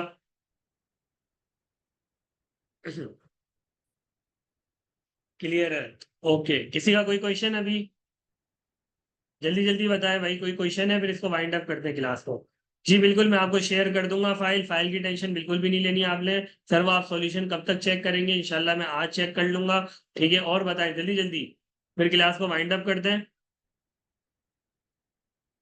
वाइंड अप कर दें क्लास को। बाकी आप लोगों के कोई भी क्वेश्चन हो वो आप लोग मुझसे क्लास में पूछ लीजिएगा। IFRS 7 का, हाँ IFRS 7 का मुझे ग्रुप पर याद दिला दीजिएगा, मैं इंशाल्लाह ग्रुप पर आप लोगों को क्लियर कर दूंगा। ठीक है, तो इंशाल्लाह नेक्स्ट क्लास में कल इंशाल्लाह मुलाकात होती है। प्रोसीजर्स पे आप लोगों ने काम करना है, मैंने मास्टर प्लान के अंदर शेयर करा हुआ है प्रोसीजर, कि भाई ये प्रोसीजर पे आप लोगों ने काम करना है, उस पर आप लोग काम करना शुरू कर दीजिएगा। ठीक है, अल्लाह हाफिज, अपना ख्याल रखिएगा।